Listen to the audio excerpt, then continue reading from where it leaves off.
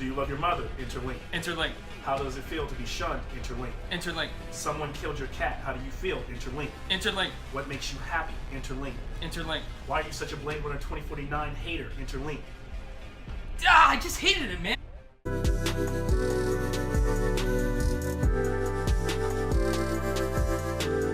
Welcome everyone back to the Gentleman Geek. I'm your host Malcolm Trotter, the Gentleman Geek, and I'm here with a special guest, my buddy Brad Champagne. That's the dopest last name of any friend that I have. Why aren't we drinking champagne? I know. Yeah, we should have done champagne. So he's also a film director. He's created a really, I believe, a film was nominated for an award or two for Anamnesis. Yeah, we were in some festivals. That's cool. Yeah. And so we'll talk about his films today, and maybe the ones that you're shooting now. Yeah. I think it's called Sprawl. Yep. So we're going to jump right into it, and with that, this entire episode is going to be very focused on the cyberpunk genre, because I think it's something that's very dear to Brad. Something that I've actually grown up loving as well, with a lot of the anime that I watch and everything, and also talking about the new Blade Runner 2049 that just came out, whether you loved it or hated the original Blade Runner. And so we're going to jump right in. With going in on that, or talking about Blade Runner, the drink of choice today is the Johhny Walker Black. So when I was revisiting the movie these past couple weeks, I just noticed that, even in the original movie, Deckard, Harrison Ford's character, is constantly asking people for, have a drink, and then and he's clearly an alcoholic. I even love that in part 2, like the stacks on stacks of whiskey bottles that he's been going through in in Vegas. But his drink of choice tends to be a Johhny Walker Black. Tends to be, because in the first one there was one point where he asked for a Tsingtao. So. Okay, very, very true. Yeah. So see, he's the master. So I probably should have got that.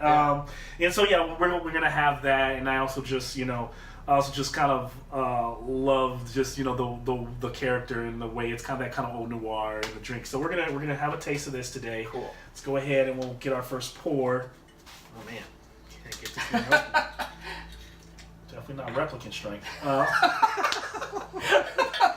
Definitely. That's how you know. So give me a pour. Right. Yeah, sorry. Got it. So what we'll normally do on this first taste, and like I said, so first taste is kind of a cold taste. You just want to just straight up, and you want to get just. Johhny Walker is a blended whiskey. So what does that even mean? I don't know what blended. It's blended with what? So what I found is that typically scotches are made they're called single malts. They're made in one area, one facility. I forget what they're called. Make them in this area of Scotland. And so this stuff like your Jameson or your Johhny Walker is blended because it's made through several different distilleries. Oh, okay. And so you made yours here, this one made here, and let's blend them and let's let them sit in the cask. That's pretty interesting. You guys can correct me if I'm wrong. I know nothing about liquor. So that ends up giving you, it's kind of argued that you get a smoother taste. Yeah. But that's why people who drink scotch a little more hoity-toity, because it's considered there's a strong nature to single malt scotches, and people call it character, but it gives the drink some character because you get a lot of different kind of notes. Whereas you get when I drink Jameson or I drink Johhny Walker, it's a very just kind of smooth. Because it's blended. Because it's blended. Yeah. So it's a more consistent. I think that anyone who's not used to, like my brother, he does not like scotches, but he likes blended. He likes the blended. Because it's smoother. Yeah. And those tend to also be the Irish whiskeys as well. Yeah. Tend to be. This is more of a scotch that's actually blended. So the single malt's really for people who want that little harder extra taste, harder that kick. Yeah. It's the kick. It's also some of the notes are sometimes a little different. There tends to be less. There tends to be more of this kind of general vanilla caramel, smooth taste with these. Mm-hmm. Scotch could be everything from usually have a little bit more smokier notes depending on how they're aged. If they're made more peaty, if they're aged in more wood. Sometimes they're aged in sherry casks where they take on the notes of the wine. Right. But you typically get more of it is an easier daily drink. I would say a Johhny Walker or a Jameson. So this is the difference between the original Blade Runner and 2049. Oh man, we are gonna get to that. Yes, maybe that's what it is. So with the original Blade Runner, be the Scotch. It would be the single malt. It would be the single malt. Okay, absolutely. Okay. See, you got me on that one. I've led you down this road. Yeah, you walked me right into that. So let's go ahead and taste. All right, cheers.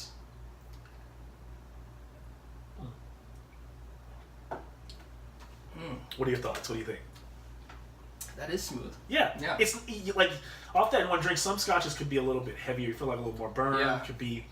There's not much burn actually. No, it's actually pretty good. And that's why black is. It tastes a little like this tastes a little smoky for sure. Yes. This it's kind of bacony. Yes, this has some smoke in it. I don't know if there's bacon in it. Bacony. I like that. Yeah. I always like that smokiness. I always equate to like more of a campfire. But you're right. This doesn't have that. It doesn't have like there's another like a Scotch called Lefroy, and it is heavy, peaty. I always, whenever time I drink Lefroy, I feel like I'm licking like bark, or like I'm drinking a campfire. Like the smoke came off the fire and they just bottled it. Like, it's an acquired taste like that way. Yeah. So this not so much. It is more of that like the good smoke, like the caramelized. Yeah, it's like Patron. Burn. It's like Patron whiskey. It's like much smoother than your typical. Like, rah! That's what I love about alcohol tasting, or like even like when you drink wine, people can taste things. There's all these different flavors you get just come from the chemical reaction that's happening in the barrel. It never really, like I used to think that when people said, "Oh, I taste a little bit of it sounds like come on. Blueberry notes," you'd be like, "Oh, so they put blueberries in it?" No, like that's just like so you taste bacon, and like now I taste bacon. So now I'll be like, "What's wrong with bacon? It's great." So good stuff. So now what we do is so here's the funny thing. If that wasn't already smooth enough, now we'll add like a little drop of water. I'm usually not as good as this. What's funny about my shows is the more as you watch over time, you'll see me putting water in my glass. Yeah. And there's a point in the episode where I'm just literally like this, just like pouring. I'm just like really like trying to. I'm like I'm so tipsy by that time. But like I'm trying to get some water in here. It's funny because this reminds me of the whole culture around like high-end espresso, which is very similar. You have like if you go to one of my favorite places in Los Angeles, in Little Tokyo, Cafe Dolce, and they're super knowledgeable about espresso. And when you go in there and you order one, they give you the little cup, but you also get a little cup of like seltzer water. And it's the same idea, like cleanse the palate. Yep. Yeah.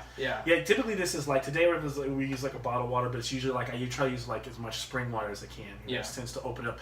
Something I like about Scotch and like whiskey versus like bourbons that are American made. There is a different taste because it's bottled on the other side of the world. Right. Like the water just is different. So that spring water, and so when you add a little bit of that water back to it, it kind of just opens. Well, I mean, there's minerals in water, so I'm sure you're getting some. I grew up in Texas a little bit when I was a teenager, and the water there tasted way different than anywhere else because it had a higher mineral content. Yeah. Believe it. So let's try the second taste now.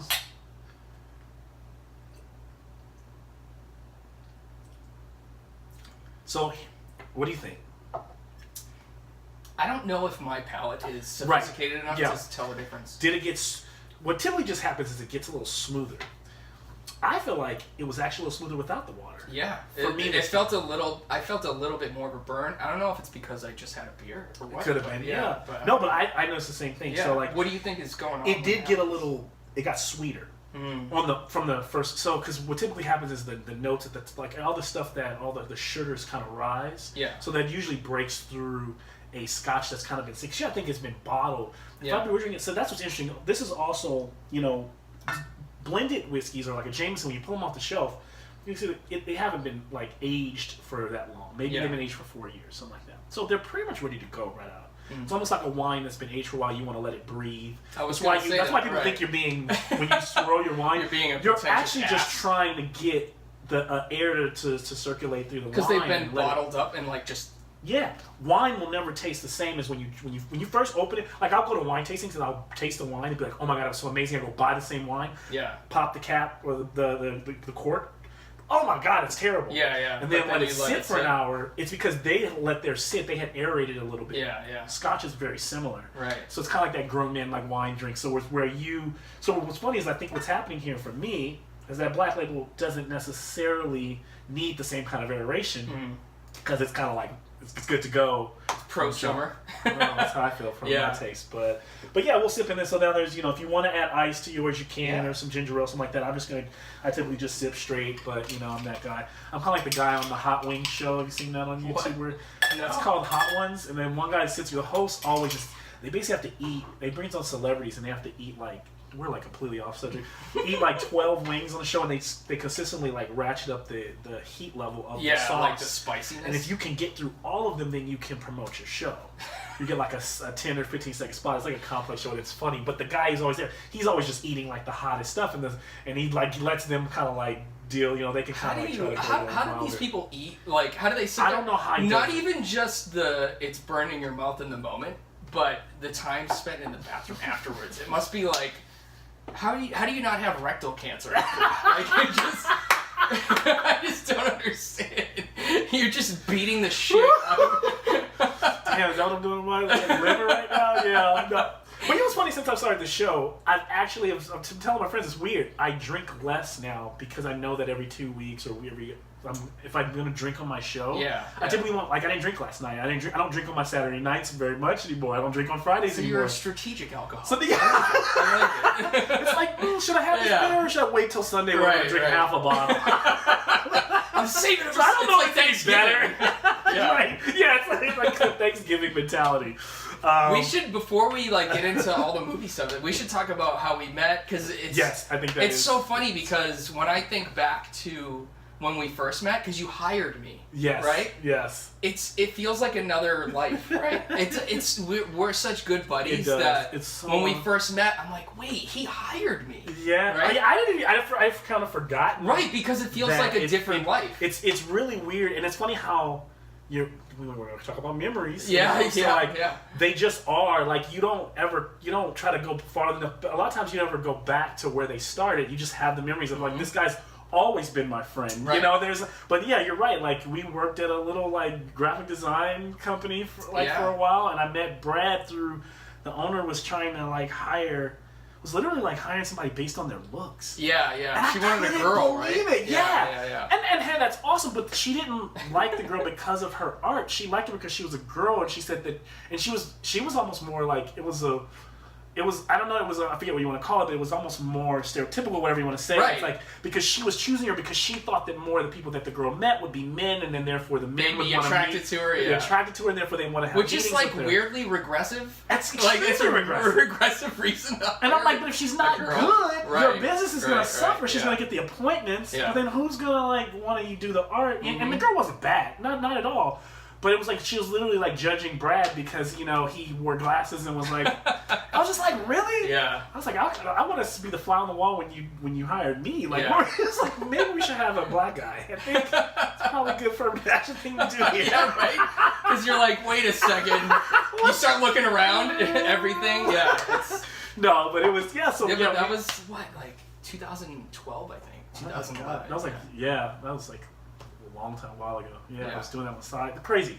So that's how we met, and then me and Brad just kind of like hit it off, just having very similar interests. We were both sort of nerdy guys. Yeah. And so like I remember just being able to like go to your little shindigs that you threw at your house, you come to mine, and we were just completely. I think also I'm always really attracted to people that I can like have strong conversations with, philosophical conversations, and just like get into it, and really get into it. Because a lot of people don't like to do that, or they have this feeling that you're getting like there's a lot of people. I have another buddy, my friend named James, who I can have that kind of friendly conflict. Yeah, and a lot of people just kind of stay away from conflict these days. It's all tight, and it's just either like I think because one reason is that.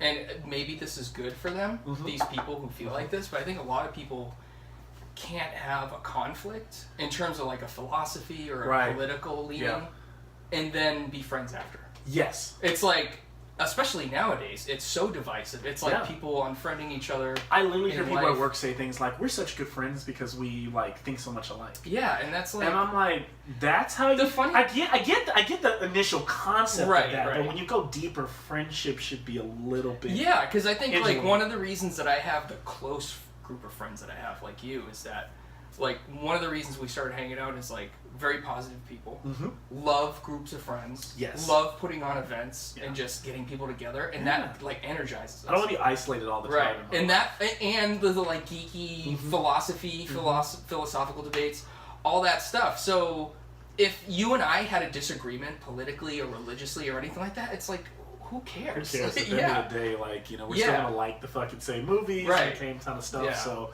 no, I get it. So, yeah, that's where we met, and then like I also like was super attracted when I found out that like you were like, you know, you're a filmmaker. Yeah. And I will say this, there's a part of me that's my friends who are filmmakers and were in video, I commend them, and I try to stay as close to those people because that's always been my passion. It's always been kind of a big thing. Your USC career was in school for partly. I went to school for fine arts, and then I picked up a animation minor because I thought I wanted to be an animator. And then when I realized, like, I felt like as I studied it that it was extremely restrictive. Like I could only basically create for someone else. Yeah. And now at the same time, had I been thinking, I think I was a little young and not thinking outside of the box, like what I could have done for myself. Right.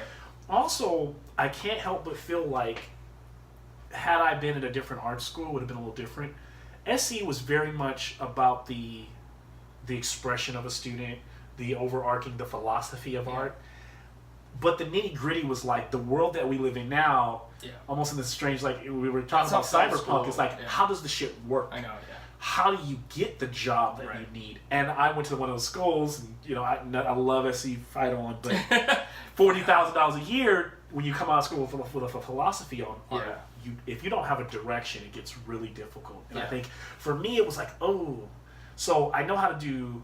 I was taught how to do, you know, animation very traditionally, and now everybody's doing it on Flash. Right. And at that time, like computers were moving like so quickly that partially my fault. I'm not gonna like ever not give myself the ultimate, but I just fell behind so quickly. And I was like, what am I gonna do? Like, you know. Well, it's sometimes it's hard to start learning in those transitional periods. I think like I was in the transitional. Like I got into school when everything was changing, and they were still figuring out how it was changing and what it was going to be. Yeah. Because they were still making movies at that time. Yeah. Traditionally, everything wasn't 3D. 3D was like the new trope, but now it's everything, and it's like so.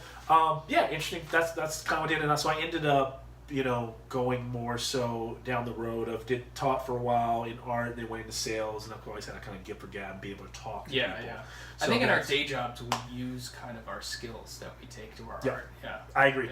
100% agree. So, and then now I'm here now with the run rally that I do. Yeah. With we talked about some things we want to do next year. I really want to start going back to that process, that creative process of creating, you know, film and production, and tying that into the art form that is. Because I think that's something I do very well. Is I tell stories, but I tell them through events. I immersive storytelling through that people can experiential. Yeah, it needs to be experiential for me. Yeah, so immersive. Yeah, man. So tell me more about. I mean, that's enough. Everybody knows about me, but you know, you're a director. Tell me a little bit more about that. Like what's kind of inspired you. I guess let's start here. There's a lot there. Yeah. Ask me a question. Yeah. The question would be, since we're talking about cyberpunk, right? Mm-hmm. Where did your love for that start? Because I see the influence in a lot of the movies I've seen or the work that you do. Yeah. Where did that start? It's funny because when I was, I'd say like a teenager, my early 20s, I looked at that genre as sort of a gimmick. Huh. And it was my buddy Brady, who's the co-writer of our last movie and the co-producer, Anamnesis. He was the one who came to me and was like, "Hey man, you should read this book, Neuromancer."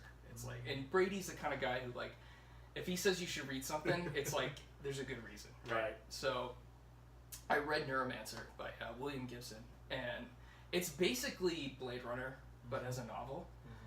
It goes way more into the whole idea of like the internet and AI and stuff like that. But I read that, and then I started. I saw Blade Runner. I saw like the original theatrical cut when I was younger, and I was like, "Oh god, this is terrible." And then I rewatched it when I was in film school. I went to film. I didn't go to USC. I work at USC. But I went to film school at Emerson in Boston. Okay. And so, you know, that was kind of like an interesting environment because it was kind of a little bit like what you're talking about, where I kind of didn't feel like I fit in there. Right. And so what I would do is I would go into the video lab, and they had a media center, and I would just sit in there and watch movies that I like, catch up on old movies that I hadn't seen in a long time. I could find the director's cuts of things that I couldn't find at the video store. Okay. So this is like before streaming, right? Right. So for the it's kind of like George Lucas when he first got to USC and he starts watching all these movies like Kurosawa and stuff. It's like opens up a whole new world. So I rewatched Blade Runner and I watched the director's cut this time. Now the final cut is the best version, but the director's cut, like, just recently watched that version. Yeah, the director's cut blew my mind. It has it has all the best stuff. It has the unicorn, the better ending, all that stuff. So, with Blade Runner and then Neuromancer, I finally started to realize, wow, the power of this genre is not in what I always go back to this, like, the shitty mohawks and putting the disc in your head and Johnny Mnemonic. Like, I wanted it to have gravity and depth and a philosophy, and it does. Right. And that's what I realized when I went back to Blade Runner and when I read Neuromancer. I was like, holy, this is like.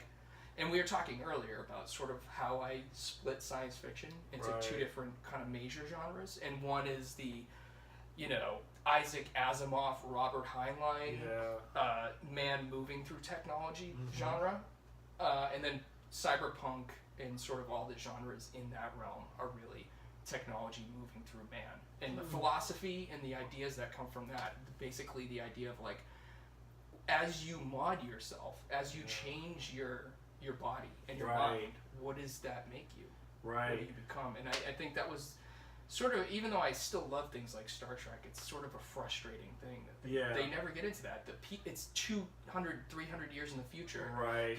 We're already cyborgs. I have a device that's never not attached to me. Yeah. And it connects me to the globe at a moment's notice. And at some one point, it's going to be literally. It's going to be in my body somewhere. It's going to be a part of my brain. It's going to be augmented reality. And I didn't think. I just want to look back at some of these things. Yeah. Like Asimov and Heinlein and all this stuff. It's like they're not seeing where the technology meets the body. Right. What was a Neuromancer? Like, if you could describe it in, like, a minute, what was that about? Like, I've never read the book. It's so nuts and bolts of it are, and I know that's probably the like main thrust of it is there's, and I'm probably gonna get this wrong because I haven't read it in years, but there's a hacker and he's sort of like a down and out, typical noir character. Right. He's like a down and out, down on his luck hacker, and he gets conscripted to do this job, and the sort of like the thrust of the story is that he encounters this AI that's out there that's sentient.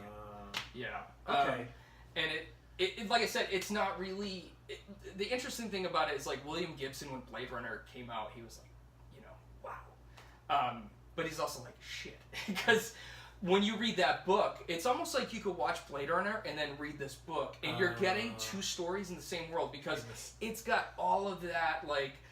Society, it's set in the United States, or North America at least, and society's heavily influenced by Asia, East Asia. Yes. Yeah, it's got that whole aesthetic.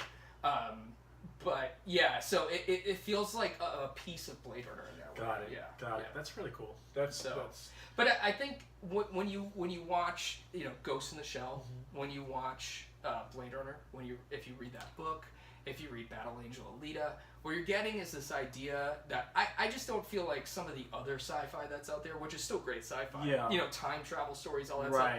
What they don't really get into, and this is why I think cyberpunk sort of, it's a perfect marriage with classic noir. Yeah. Which Blade Runner is, that's what it is. That's exactly what it is, yeah. But all of these things we're talking about have noir elements. With Blade Runner, it's more just, it's a noir. You got a detective hunting people down. But I think the reason that there's such a perfect marriage with noir is because they share a lot of the same idea of, like, let's shine a light into the darkest corners of the city and see what fucking cockroaches scatter. It's almost like, because when you think about, like we were talking about earlier, when you think about the idea of, like, a Star Trek in those worlds, you always go, where are the back on Earth, or wherever the other worlds, where are the poor people? Where are the people that live at the bottom? Right. What is that dynamic like now? Are they all? Is everyone in a utopia? Or so I think that's what I've always liked about the cyberpunk, is it addresses that dystopian kind of life. It addresses, like, even though we can enhance everything about ourselves, there's certain things from our humanity that we don't change. We don't, like, necessarily want to help the lowest common denominator. We continuously move up, but there still has to be the people that help create this, like, this magical world that's for everyone. Like, in Blade Runner, everyone at the bottom is still kind of just, like, shuffling and moving through the streets. And, like, I don't know, it's really cool. But, well, I think one of the most interesting aspects of it is, one of the biggest tropes in cyberpunk is the mega corporation. That's basically like a city-state, right? A nation-state. And it's almost like if this was a fantasy world, all of the tech and everything would just be magic that kind of comes from the earth. In cyberpunk, the tech is magic. It's an analogy to magic. Yep. But it's coming from the top. It's coming from corporations. Right? Yes. So that's always been interesting to me too. That it's sort of like the inverse of fantasy. That kind of brings me to like the kind of like where I've been like looking at a lot of my cyberpunk lately. I'll take a quick break right here. I'm actually breaking because I actually want to make sure we're running. Okay, we're good. Because I had one time where like it had cut off or I had hit the button. I didn't want that to be the case. Okay, so I'll cut that part out. Go back into where we're at. No, that's actually what's kind of bringing me to where I've been lately is like the whole after seeing like Blade going and watching the final cut because I felt the same way. I feel like I've seen Blade Runner a few times. Mm-hmm. First time I saw it, I was a little. I was awed by the visuals, but I was kind of. We'll go into this whole effect because I have a whole thing about this effect, which I actually also want to argue at some point. That's interesting that as much as we hold Blade Runner dear to your hearts, it took years for us to get the right version of it. You know what I'm saying? Yeah. Like. So maybe there's a right version of 2049. I don't know, but you said that. I didn't. I love the version that I saw. I love the version that I saw. But I was saying like after seeing that movie and then seeing the final cut recently, I was like, oh my god, this really is amazing. And then it kind of spurred that whole because I've been lately into a lot of fantasy, and so I've always been into this idea of like. What does the fantasy look like in the future? Yeah. And what do those worlds look like, thousands of years from now? And so, in a strange way, Blade Runner directly has always, it's always been like, even when I was young and talked about like Dungeons and Dragons and stuff, there's always been this flip side that was a game called Shadowrun. And like Shadowrun was all about like, what do dragons look like? What are the orcs like in the future? Right. And so it addressed a lot of that, like, people are living, but I like your correlation is that like literally the technology is the magic. Yeah. And so I get that, but like it's also been really cool to see that like it's crazy because now that I'm reading like Shadowrun or some of the story, like this stuff was like this is like early '80s stuff, and like I've been watching it in the Matrix movies for the past like 10 years. I've been watching.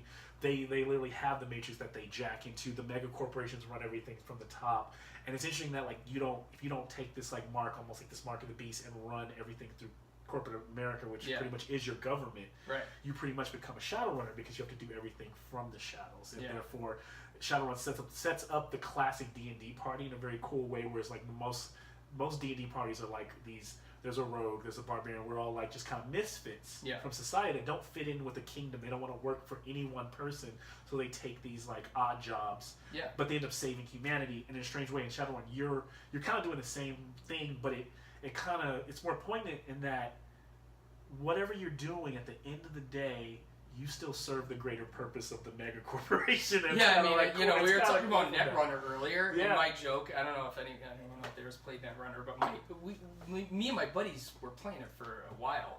And one night, because sometimes, you play one against one. Yes. So I'd be my buddies just chilling. So two guys would be playing, and I'd just be sitting there on my phone or drinking a beer.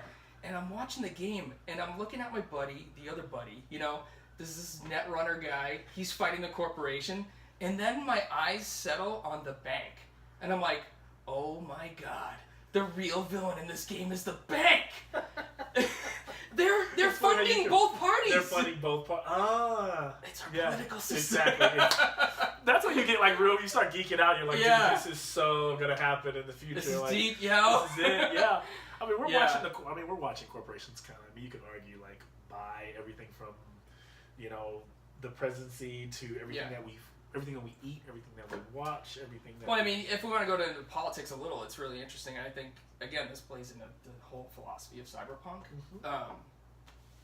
It's funny because I really believe in capitalism and the free market. Yeah. But one thing that we don't have is corporations are basically on welfare. These mega powerful institutions like banks and corporations, it is crony capitalism, and it is the cyberpunk future coming to life, which is like this blending between the nation state and the corporation. Yeah, they're not interacting in like a free market. They're basically buying their way into what they want, you know. So yeah, that stuff's really interesting to me. It's very cool. Yeah. But yeah, cyberpunk. I mean, I think it's the science fiction of now. Yeah.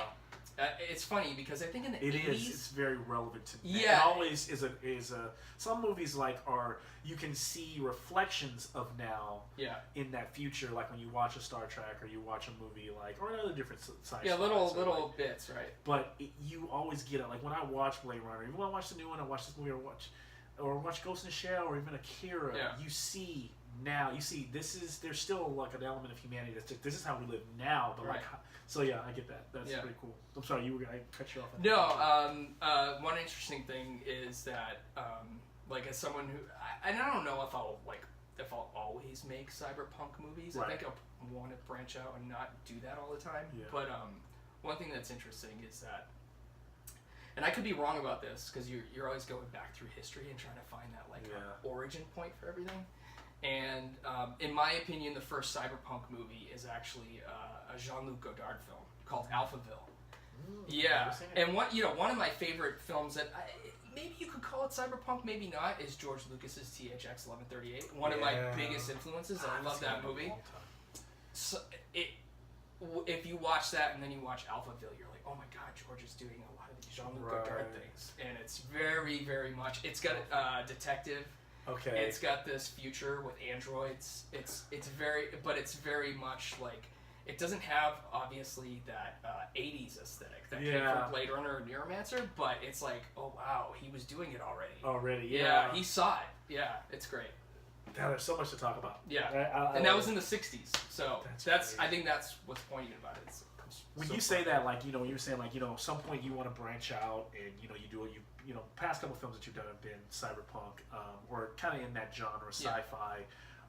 One thing I would say I commend about what I've seen from you, even when I first met you, I've met a lot of people who say I'm doing a movie. I'm doing it, and I've met even a lot of people through college or wherever, I'm doing a movie in sci-fi, and the first thing you always think is low budget. How are you going to pull that off? And I will say, with watching Anamnesis, you definitely feel you can feel Brad's inspirations. You can, that Blade Runner, the different movies that you've watched, and you can feel through the way you shoot and the way you pace, and even just the way you capture a sense of sci-fi in the world without needing to go.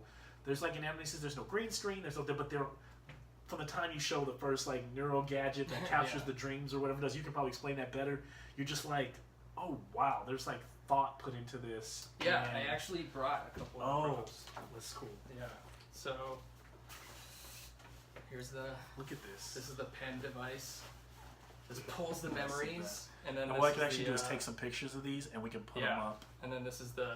So if you watch the film, this is what Fix puts on the girl's head. Puts on her hand. Yeah, on her hand when she's on the immobilizes her. So look at this. If I was wearing this, and this, what does this do? This captures my. Yeah. So this would pull your memories through your eye. Yeah. And that, bro. So here's the thing. We're not that. I don't know if you've read there's an article. I listened to it. It was on NPR one day. They were talking about there's scientists working on capturing actual memories through the eyes, because everything that we see, there's a reflection, it gets stored on the back, and they've been able to get it to the point where it's kind of fuzzy images. But can you imagine, if we're getting fuzzy images now, then we're gonna get crystal clear, high def ones through an eyeball. We're recording everything, and so they've been able. There's a point in your brain where it stores those memories. So I think they were. What is it? I'm just probably botching this all up, but they were able to. They're basically saying that they'll basically be able to eventually go in.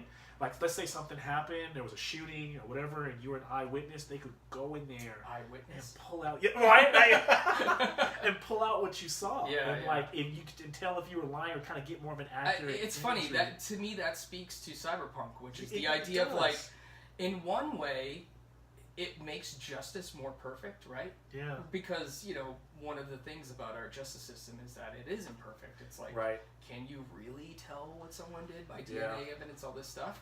So it's that middle line of we should do it because justice will be better. But then it's isn't it an intrusion? What's that? Are you a Minority Report fan? Oh, yeah. Yeah, that was a strong one. Yeah. I thought definitely. We were deal with that. So. Yeah. So to me, I'd say probably the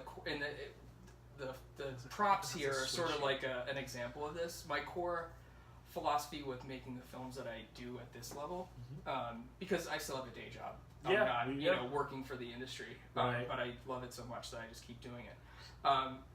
So one thing that I got from Star Wars that I thought we should take this philosophy into the films that we do at this level because we don't have that much money. Yeah. And it's the whole idea of kit bashing. So, like the Millennium Falcon, the Star Destroyer, it's all model kits put together. And so, and really the philosophy behind that, and like the dogfights and all that stuff, and the helmets and everything, was find something analogous in real life, base it on that. Like Darth Vader's helmet looks like a samurai helmet, that kind of thing. It totally does. It feels...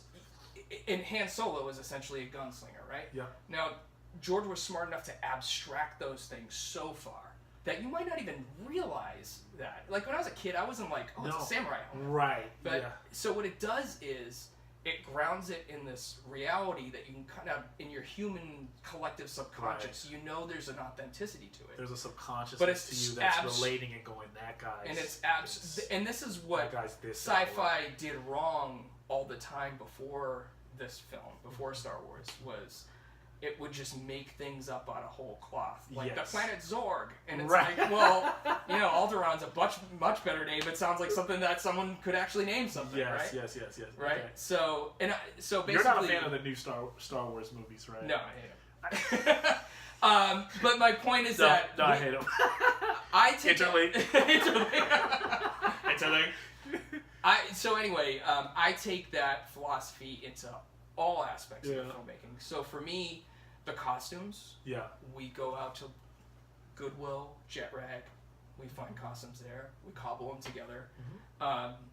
The world, like if you watch Anamnesis, the world that it takes place in was we found what is pretty much a crack motel down in downtown Los Angeles. I was like, I could tell when I was watching. I was like, where did you shoot this at? And they let us completely production design the room. We were like screwing things into the wall. Wow. Yeah, and so basically the philosophy is use what you have around you and repurpose it. And well, basically what it does is it gives you this production design for very little money, but it has an authenticity to it and I think a character to it that you might not have if you try to come up with it whole cloth. And that you get from Anamnesis. Yeah. Definitely like when he's in the little like restaurant and there's like a neon sign in the back and it's like a neon sign on this real restaurant, but you go like you start to almost imagine what's off screen. And probably everything around him is probably neon. And I think that's a good point because with the film that I'm shooting right now, Sprawl, and definitely to a greater extent in Sprawl, but I think Anamnesis too. Yeah. I'm always interested in the world as much as the people. Right. So in this, we can talk about this more. That speaks a lot to the original Blade Runner because I think, I think there's more to be said. Maybe me, where I feel there's more to be said. I won't say that completely, but there's almost more to be said about the visual style of the movie than the substance of the story.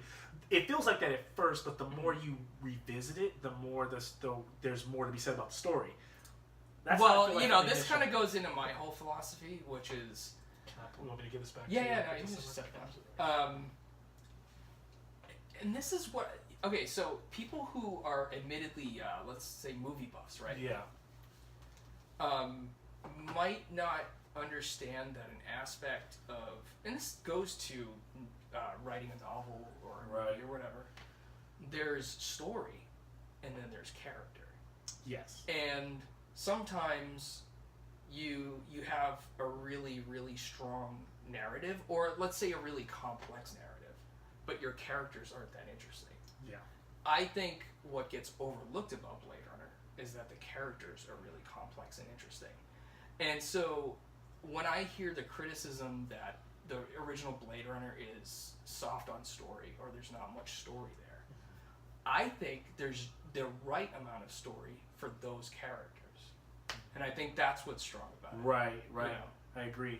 And so when I think of Blade Runner, Triss character, I think when you go back and you watch Blade Runner and you start to realize that it's a better film and it's like a more relatable film and you start to really get into it, it's not just the world. It's not just the music. It's not just the visuals. It's also these characters that are allowing you into that movie. Right. You know, and I think the movies that I don't like as much, that are still well directed, still okay written, it's because the characters just don't really pull me into that film. They don't invite me. There's not much going on there. They are servicing a narrative.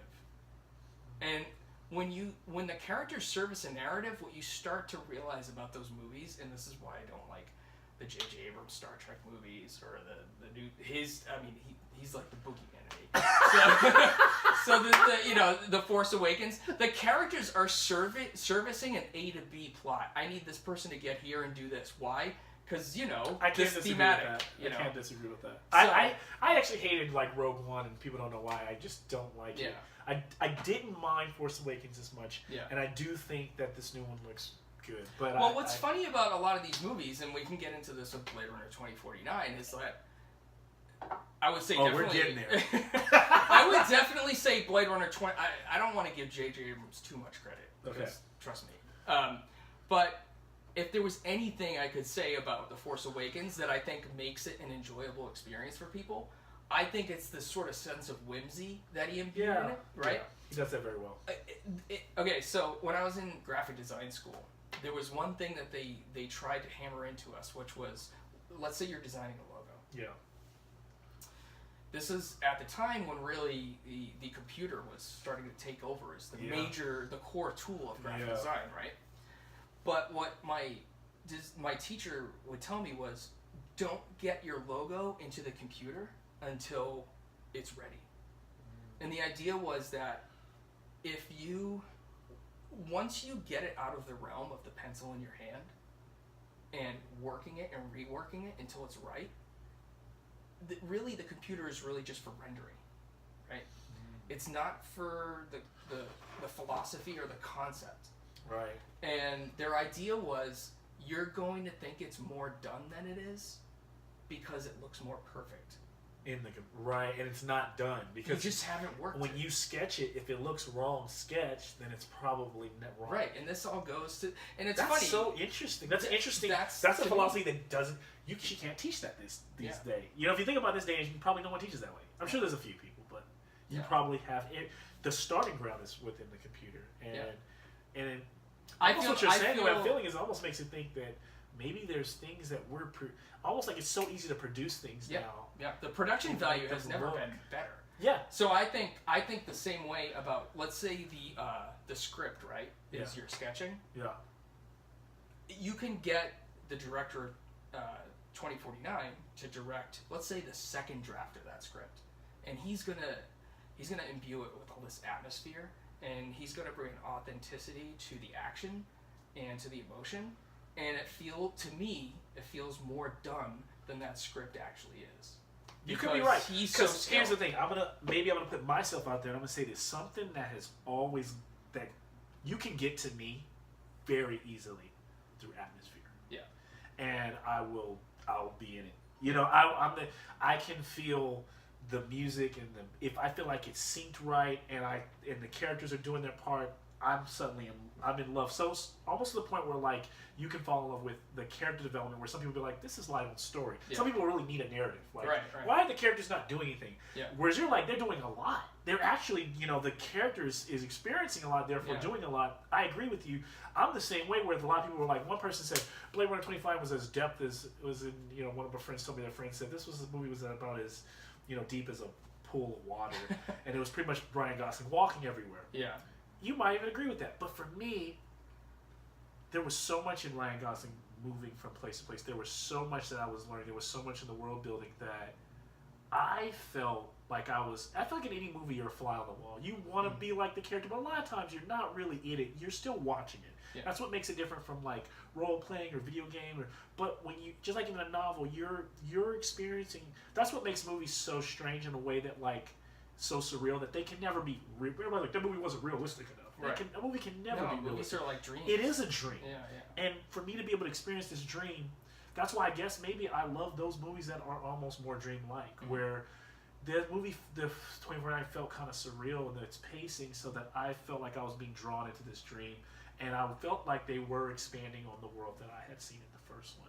So, well, I mean, what I would argue is that the first one is as much like a dream. I would say it's actually even more like a dream. It's even more so that you're getting pulled into moments that I remember I was talking to John Cahill, actually. Okay, yeah. We were at a party, I was talking to him, and we were actually, he doesn't like, at least I don't want to speak for him, but at the time he had a problem with like the unicorn moment in Blade Runner, right? So I have a slight problem with it. It's funny though, because a friend of mine was right there listening to our conversation, and he had famously never seen it. And we were always trying, but he wanted to wait for the right moment. He was like, I gotta see it on Blu-ray or on the big screen, right? So he had never seen it. And Cahill was like, he said something like, yeah, but this version's good. And I was like, yeah, but there's no unicorn. Right. And my friend Jonathan was like, wait, what?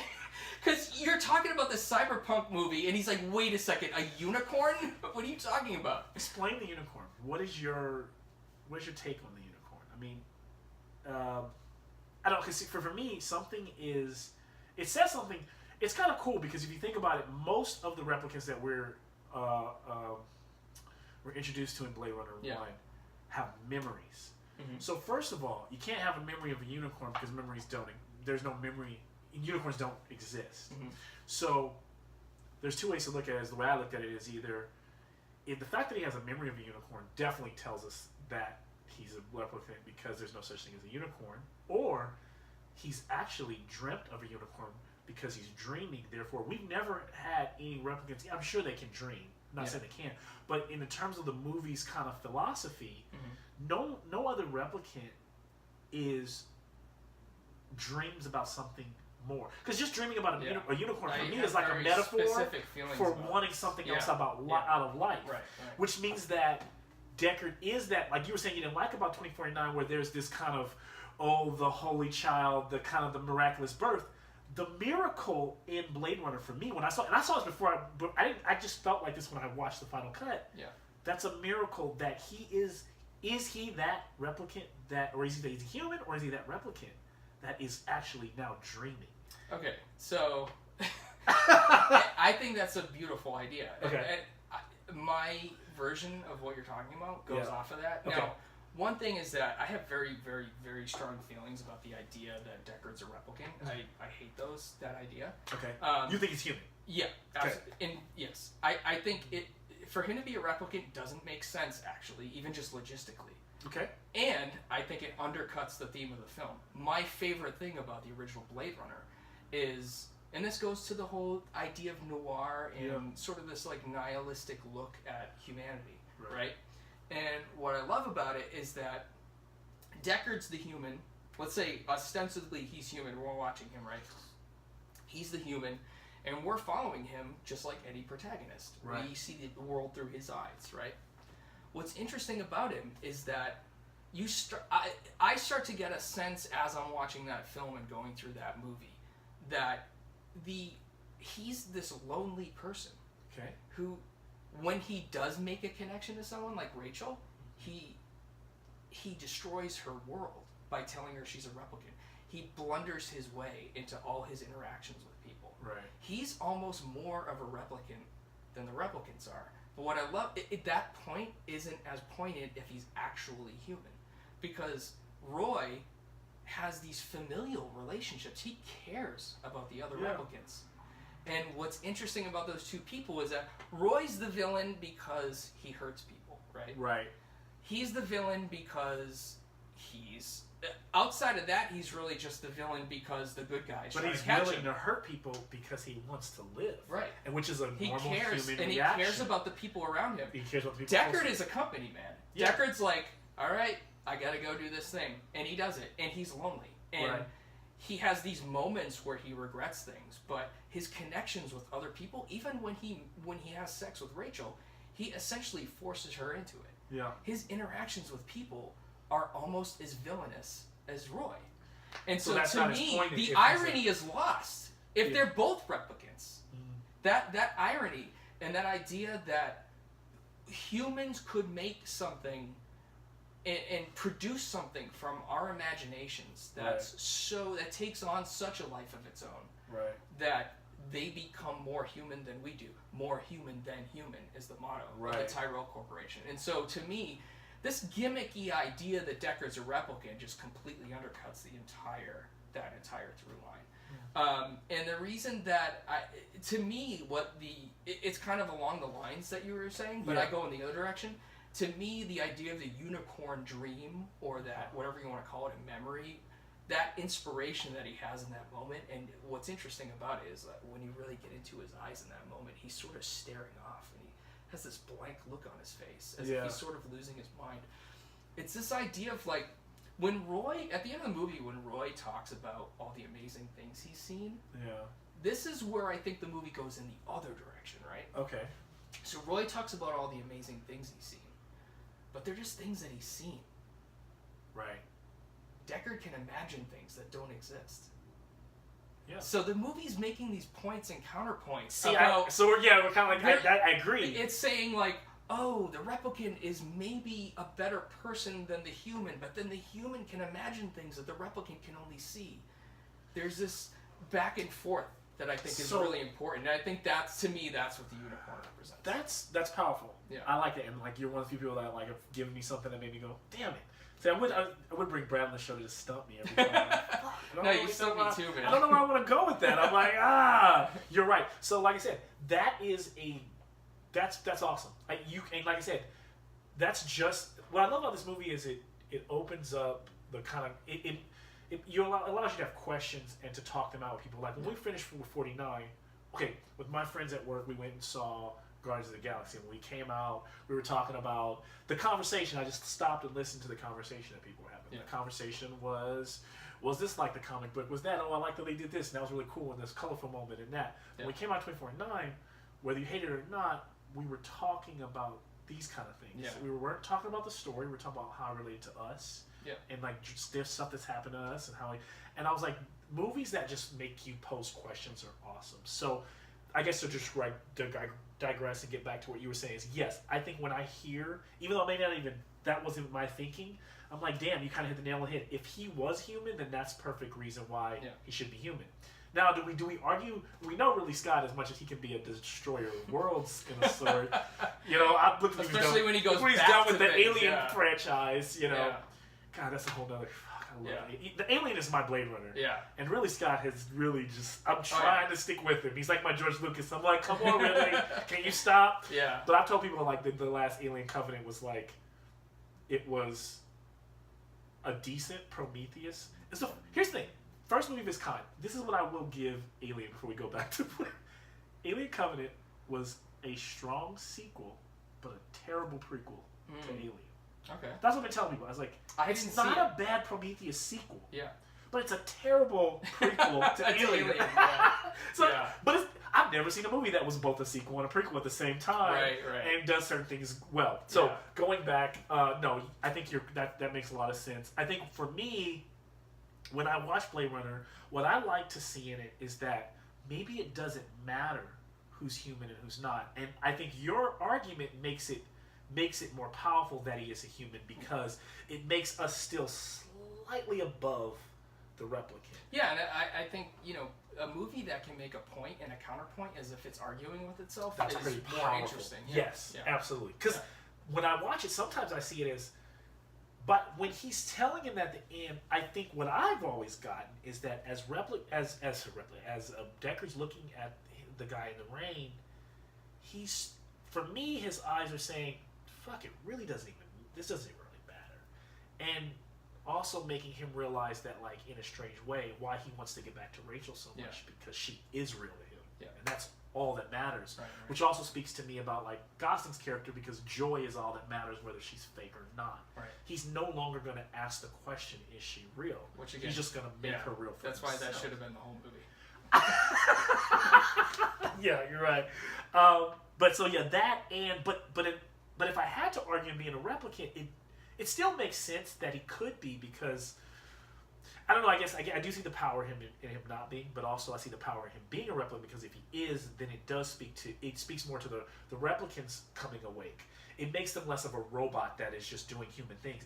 It's less about humans, like you said, imagining something greater than themselves, where they're not. They're just literally just recreating themselves. Right. If I was to create, if you make a baby in a test tube, if you use all the same parts, sperm and an egg, it's still a human. Yeah. We've used technology, but still a human. If I create a human, if I make a human from all the same DNA parts, just because it didn't come from those two things, is it still a human? Right, it's still a human. Yeah. And I think the big question is, like, the big thing that's answered for me when I watch that movie is these are humans, and it starts to become that question about how we see things in our society. Is that we can go, this person is this because they're dark skinned, this person is this because they're that, this person is this because they're culture smart, and I think it's about those different stereotypes, and so you start to look at Deckard, and maybe we don't know much about his background, we don't know much about where he comes from, so he sometimes doesn't even seem like he knows.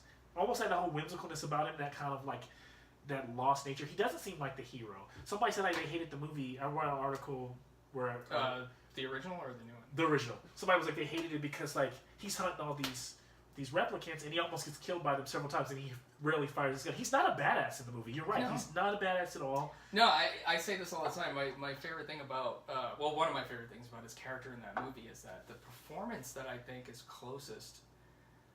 The Harrison Ford performance that I think is closest to his performance in that movie is not Indiana Jones or Han Solo.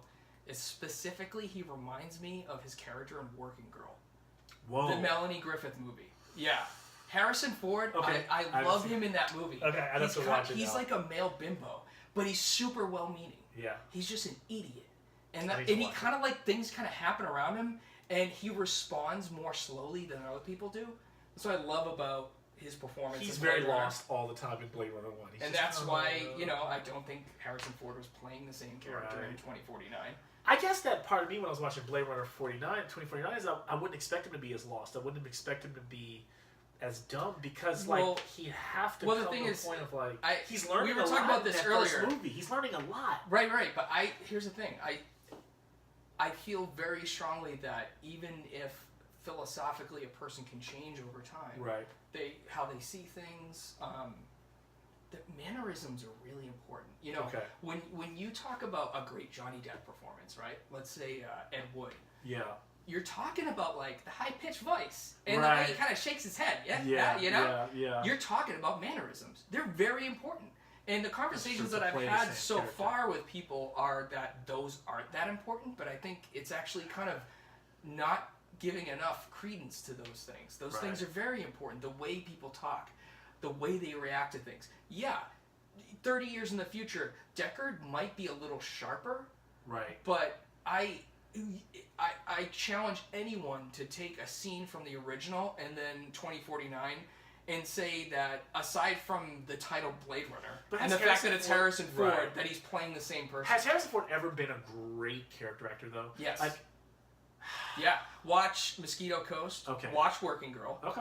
Maybe I'll take. He actually can be a great. He's like Tom Cruise. Right. Tom Cruise can be a great character actor. Right. And he's done it. But sometimes both Harrison Ford and Tom Cruise take a role and they show up and they play themselves. I know, yeah. When Tom Cruise is in Mission Impossible 5, which I hated, he's basically just playing Tom Cruise, the movie star. Right. But when he's in Born on the 4th of July, Collateral, Magnolia, he's playing a character. Even Mission Impossible 1. Yeah.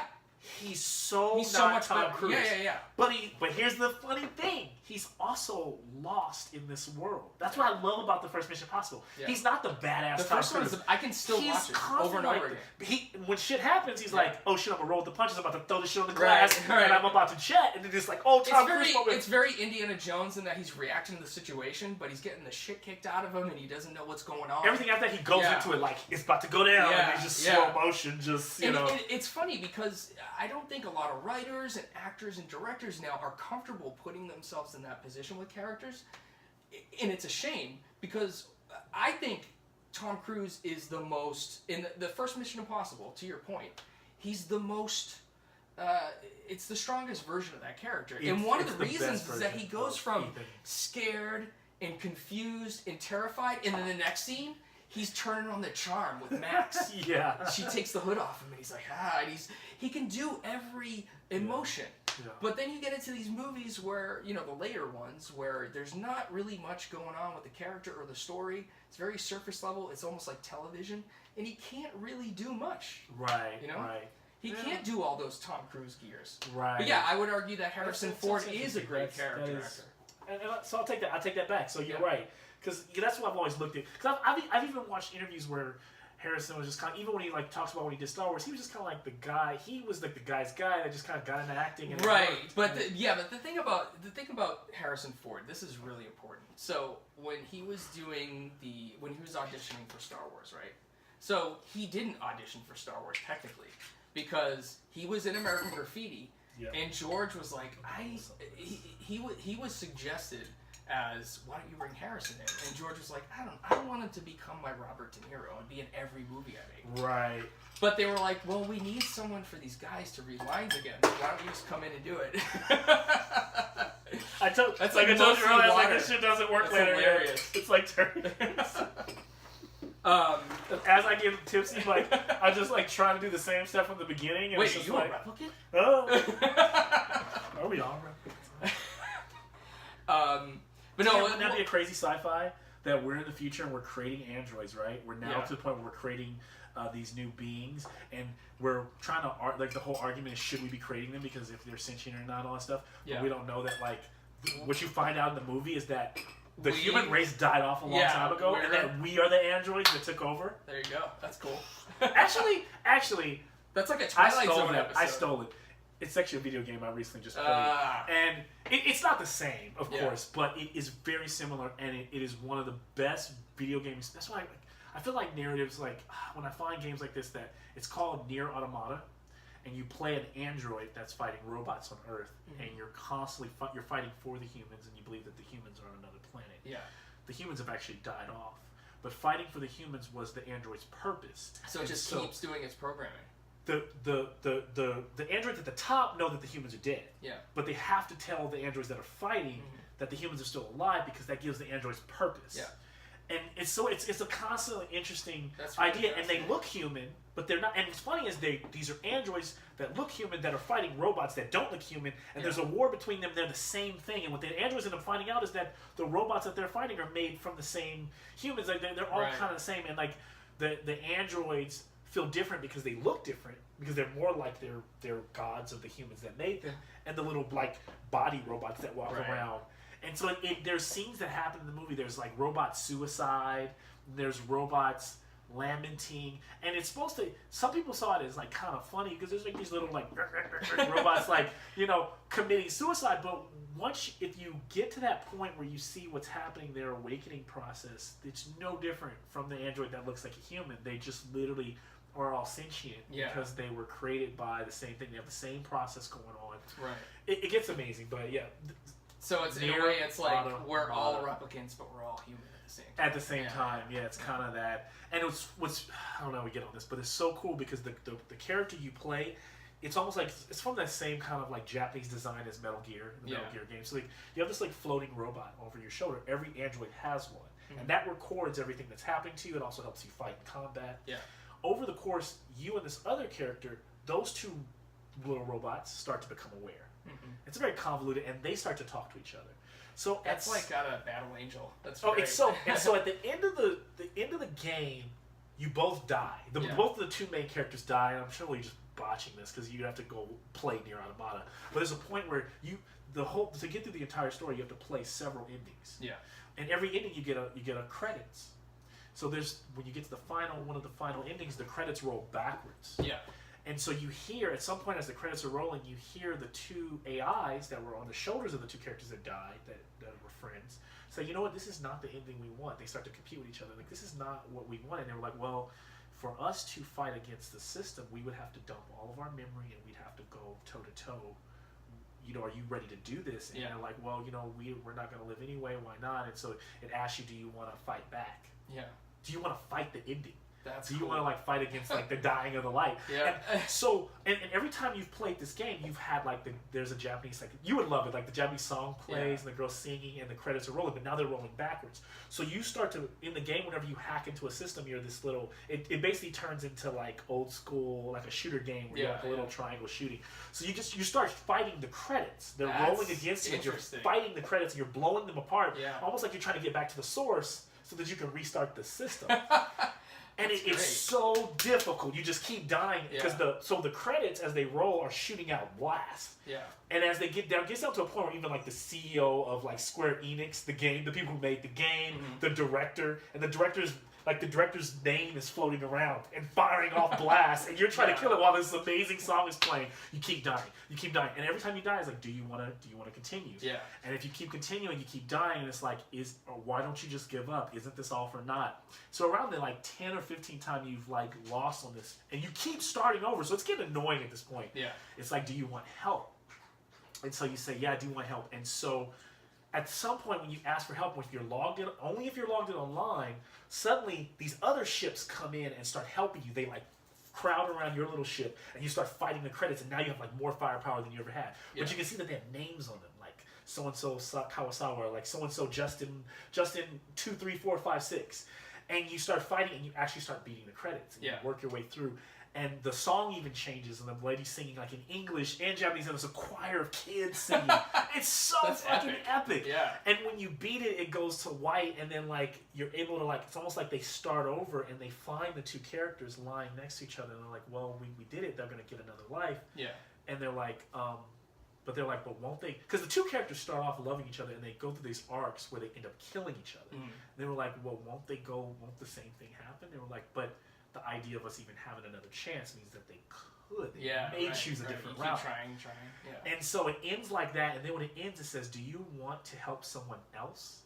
And then if you say yes, it says, are you sure? And then what you realize at the end of the game is that the person that helped you was another player who was at the same point trying to do the same thing. And it's literally another player's handle on PlayStation 4. Mm-hmm. And so that person helped you. When you say yes, that person helps you. But that person who helped you deleted all of the data on the game. They had to not be selfish and let the game delete their data to help someone else. Whoa. And so if you do this, so they ask you, do you want to live? So you pass that on. Do you want to pass that on? And you have to not be selfish, because if you're selfish, you stop there. You don't pass it on. But when you pass it on, it deletes the entire game. It deletes everything you experience, everything you want to share with maybe your friend. It gets rid of it. It's kind of the Risk Legacy thing, where like it changes the board itself. Yeah, that's really cool. So I went on a tangent of Nier Automata, not planning to talk about that, really but playing Nier Automata. And there's even more cool things in it. But well, I mean, that kind of stuff interests me, because my philosophy with filmmaking is, what are the tools of filmmaking and how do you use them? Like, I think a lot of people look at filmmaking as essentially a storytelling medium, and I think you can tell stories with cinema. Right. And I like to tell stories with cinema, but it doesn't end there for me. Do you feel like most people put you in a box then you're art house, because you just... Yeah, I mean, I don't think enough people have seen, like the last film we made was in 2012. Yeah. So, well, no, I feel like that's the same box that people put games in. It's like games are for sure. I would say that people put movies in general in that box. In that box, like narrative box. Like, tell a story. Tell me a fun story. Yeah, well, it's just entertainment. Dance for me, clown. It's like... Yeah. That's what we're all asking. Right. We turn on. I want to be entertained. Yes. And there seems to be this idea that you can't think and be entertained. That fucking kills me. Yeah. Why? Like, no one wants to think. Like, that made me think too much. Like, I get a lot of those conversations. Yeah, it made me uncomfortable. Or it's like, that doesn't mean it's bad. Yeah.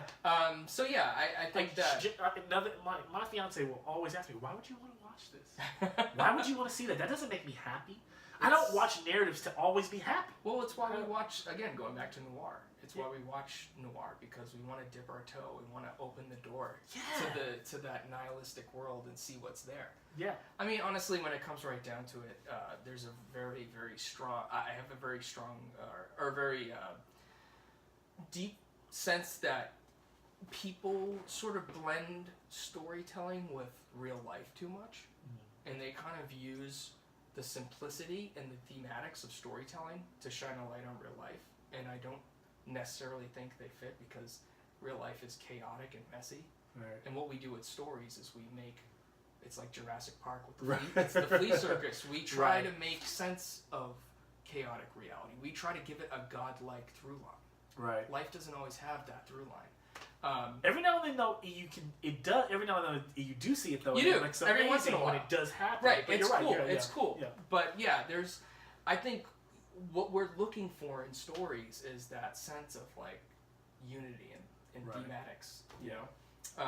But yeah, to me, and I don't always look for that. I feel like that's why the best horror. Not to get on horror. We're in Halloween. We're in October now. But like, I always tell people the best horror stories don't explain anything to me. Yeah. Leave me hanging. Well, this is because the scariest things in life I don't understand. I think we talked about this a couple of years ago. My problem with a lot of the horror films now is that, you know, first act, second act, they've got me, and I'm scared. This is fucking creepy. And then the third act, they explain everything like it's a science fiction movie, and then I'm like not scared anymore. So it was a demon from the 1900s. It was in Roanoke when the people died, and oh my god. And what's so great about the first Paranormal Activity to me, which is one of the scariest things I've ever seen, is that they do explain where that thing comes from, but what's not explained, the way they do in like a movie where it's a ghost or whatever. Oh, it's trying to get revenge. Yeah, no. It's a demon. There's no other motivation that you need. No.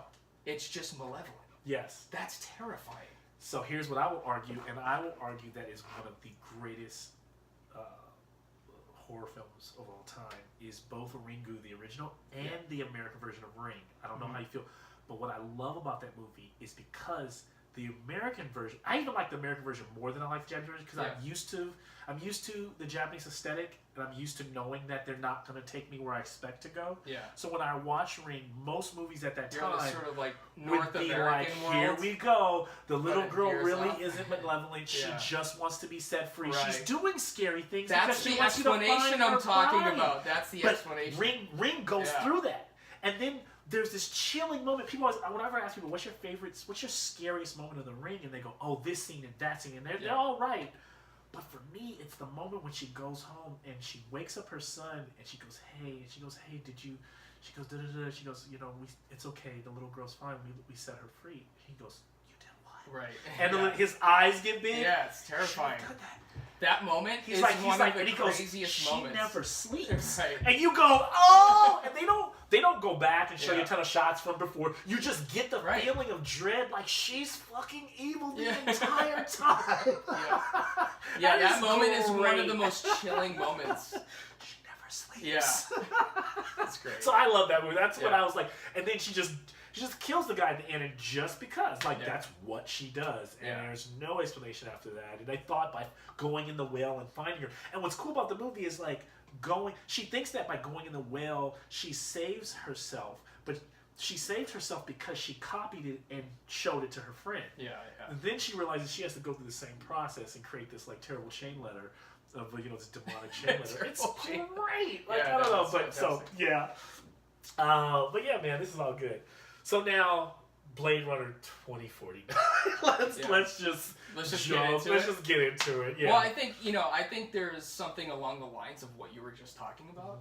So if you take the idea, so one argument that I had with someone recently was that when we were talking about Blade Runner 2049, their argument was, well, you're just looking for the Goldilocks zone. And my argument to them was, isn't that what you're looking? Isn't that where the good movies reside? Not always. Well, yeah, okay, but well, I agree. The Goldilocks zone in terms of they nailed what they were going for. True.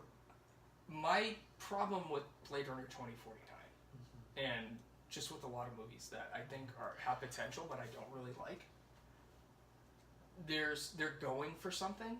And you don't feel like they hit the nail on the head. No. And, I have very specific... I can't know right now how many drafts that script was in. Yeah. But what I can tell you about the original film and why it's one of the reasons. I would say you're nailed, though, as Brad Champagne is, when we come talk about movies, is probably very small. What's and that? your hammer is just as like if you're the guy that's like, let's see if they can hit this nail. Yeah.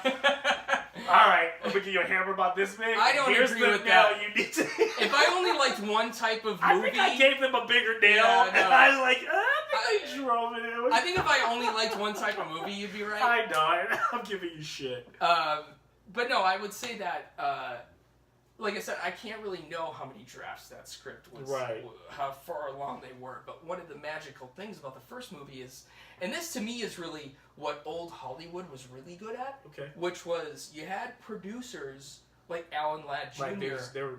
They this actually, besides the casting couch. yeah. So like this, yes. Yeah, not Harvey Weinstein. Yeah. I just want to throw it there and see Yeah. how long you were going to go before Yeah, you're like, it's oh, no, Yeah. Come on. that's not me. Come on, this is the way we do things here. Okay, yeah, okay. Imagine if Tarantino was a producer. He's like, Oh, suck my toes, man. Go ahead, do it. Jesus, we don't know what. If, I mean, if you have to suck a toe. But what's funny though about, I think that's what people always like, have always harped on people like Tarantino, and though like he's getting shit right now because he didn't talk, he said he knew more about Weinstein. The thing I love about Tarantino is I think that the worst people are the people that, I think that some of the people that we think might be the worst people in real life are not because they explore the worst aspects of their humanity through their storytelling. Mm-hmm. So like me, like people go, why do you like horror movies? I can't hurt a fly. I'm the guy that feels bad when I kill. Literally, if I'm forced to kill something, I'm like, hey, I had to kill it. Yeah. It's a bug. But I think about the fact that it was a bug and it was alive. Right. People think that's being hippie and weird, but like, I think that, but at the same time, the way I think when I start writing stories, you would think I was a fucking creep because I can get very, very dark, and I think those are the people I would like to hope to think that maybe Quentin's not that as creep because he explores his humanity, so he gets it all out. It's an outlet. It's the people that don't outlet, like they always say, like about people that write horror stories, and you would think they would be like the most demented, dark, depraved people, but a lot of times they're just getting it out. Yeah. So they never have to resort to that in real life. They're not. Right. I don't think Stephen King is, that guy. But think about the kind of concepts as an art. As much as we love him as an artist, the kind of concepts as an author that he's had to explore. Yeah. You would think the dude has to just be like off. Yeah. Maybe not. Again, to me, it's the separation between storytelling and real life. Right. That's why. But isn't that line blurred sometimes? What's that? Do we question whether that line blurs sometimes when you have to go that? Because I think actors a lot of times blur their storylines. Sure. But I mean, that's where it comes down to: are you a stable person? Right. I mean, it's the whole. What were they saying in the '90s about video games? Oh, they're so violent. They're gonna make kids go out and kill people. They never did. Some people the stats don't back it up. Yeah. It's an outlet. Dungeons and Dragons. I grew up all my life. I couldn't play it for a long time because it's just. Everyone very, But that's the problem. I think you do have a segment of the population who can't separate the fantasy from the reality, and that's a defect. Yeah. But that's just, you have to be able to imagine crazy things, and that takes us back to the unicorn. Yeah. But so Blade Runner doesn't get this nail in the head. So what Hollywood used to be able to do, you had producers who they weren't creative people, but they could recognize creative people. And they knew real talent when they saw it. The cigar chomping, like, you're a good kid. That kind of thing. Alan Ladd Jr. is the one I always think of because he produced American Graffiti, Star Wars, Alien. This guy knew talent. Right. And his dad was an actor. His dad was in Shane. He grew up around the industry, great producer. And what they knew also was this script isn't done. They knew. And when you watch the behind the scenes, when you watch the making of Blade Runner on the Final Cut Blu-ray, Dangerous Days, they talk about how Hampton Fancher would do a draft, they'd read it and they'd be like, oh, there's something here. This is interesting. It's not there yet. Same thing over and over. Bring in another writer. Maybe we need other eyes on this thing. Huh. Look at Back to the Future. I think that script had something like 7 or 8 drafts. Wow. This is it goes back to what I was talking about with graphic design. Okay. You've got to know, you've got to keep it in development until it's ready. And I'm, the way I work, and we can go into a little bit of this, like the way I work when I make my films is very much more like Wong Kar-wai or Godard. I don't like to sit down and write a whole script. No, you take your I kind of just go into it, start shooting, and there's a whole philosophy around that. But if you are going to tell the story of Jurassic Park or Terminator 2, you've got to sit down and write that script. It's got to be tight, right? Because you're more experimental where you're just like letting the character almost evolve. Yeah. But if you've got to tell the movies that we're talking about, and that's what's interesting about Blade Runner 2049, and I actually said this before it came out. Okay. Which was, if this movie is going to be different enough from the first one so that it doesn't seem like just it's aping it, and it feels more like its own thing, it should be more narrative, right? I think they went in that direction. Okay. I just don't think that they developed the ideas they had into a compelling narrative. I think there's a bunch of pieces that are kind of cobbled together on top of that movie, and what's kind of taken me through it is the music's great, the acting's good, and the directing's very good. So why can't it just be good then? But it's because there's one... If there's movies that don't completely follow this narrative fully... Because when you commit to something, you got to stick the landing.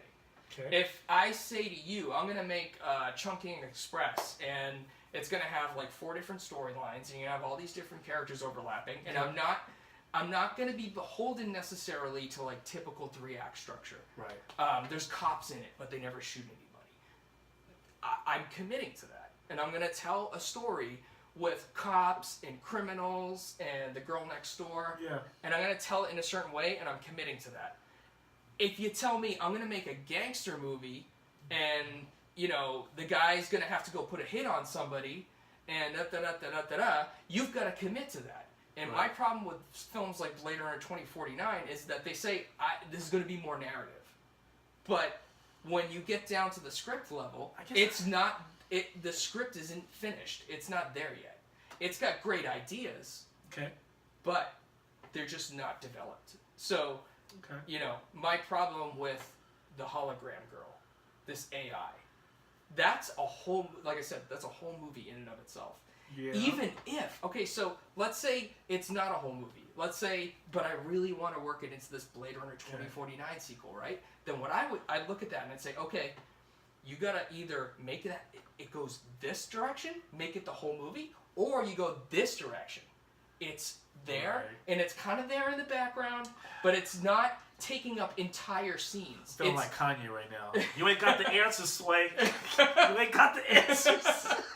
No, but yeah, I hear. But my point is this. It unfortunately, you can't just take pizza from the fridge and last night's Chinese food and an orange and some paprika. Right. Put them all on one plate, and that's a meal. So did you feel... You can shove that food down your gullet. Okay. And at the end, you're like, wow, that orange tasted pretty good. That means I must really like that comment. That means I like going in the cupboard. And you know what's funny? I am that type of person. I pull shit out. I'm like, how can I make this shit that's laying on the plate work? I just made a new meal. And right, won't but eat it, this but is my point. This is my point. You might even actually be able to take those elements and blend them together into some new concoction, right? Yeah. Totally doable. Right. Blade Runner 1 is that. It's noir, it's cyberpunk, so it's all these...